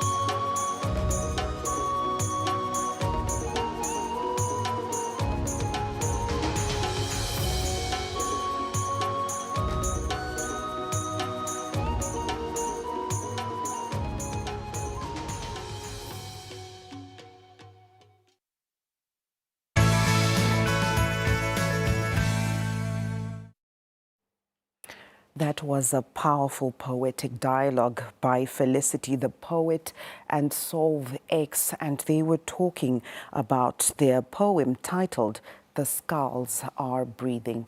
Now we continue with more conversations, and I'll be handing over to Lot. Now, as we continue to have engagements on this special broadcast in terms of the Genocide Remembrance Day, now as the world marks genocide, as Namibia marks Genocide Remembrance Day, we reflect not only on the lives lost, but also on the profound and enduring psychological toll carried by survivors and their communities. Many live with depression, anxiety, post-traumatic stress, and for some, thoughts of self-harm effects that can echo across families and generations. Now, to help us understand these impacts and the pathway to care, we're joined by clinical psychologist Dr. Eunice Gonzo. Dr. Gonzo, good morning, and thank you so much for making time to join us. A very good morning to you, Lot, and a good morning to the Namibian nation. Okay. Now, Doctor, the Genocide Remembrance Day marks a day where over 100,000 Ovaherero and Nama people died in a genocide centuries ago. What does this fateful day mean to you and perhaps in the nation at large? I think, like you correctly put it, it's a day of remembrance, but it's also the day that marks actually a profound sense of loss that has occurred like a generation ago. So, but that same loss is affecting every one of us up until today. So today marks a day that is actually very important because it speaks to us as the Namibian nation and actually touches on our core existence as a nation. So this is a very important day for every Namibian. Now, how does acknowledging this day help in signifying the beginning of an important journey, especially for the Nama and the Ovaherero people and possibly their descendants? You see, there's one thing to go through such atrocities and you've gone through so much trauma. And a lot of people never quite understood that trauma. And at times there's been a lot of confusion about why is this so important. And in remembering, actually, this is when one can actually understand someone's pain. It's basically someone acknowledging that this was done, and this is the impact of it, and this is how it affected us. So doing that is extremely important for the survivors and the generations afterwards. Now, what are the factors that can contribute to the psychological impact of a genocide? Okay, it's extremely important that because I'm going to look at it from two perspectives. There's the perspective of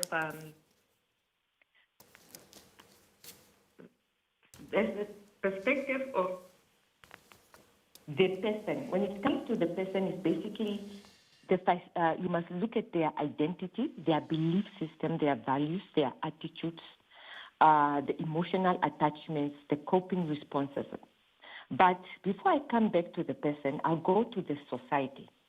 You see, genocide actually destroys the fabric of a nation because what it does, it causes what we call catastrophic as well as generational devastation across all multiple dimensions of a country. And because of time, I'm not going to make it too broad. Let me just look at there's a demographic collapse of our nation itself, because you find that taking out such a large number of a population eliminates actually causes population void and eliminates critical intellectuals, professionals, which eventually can lead to an economic collapse.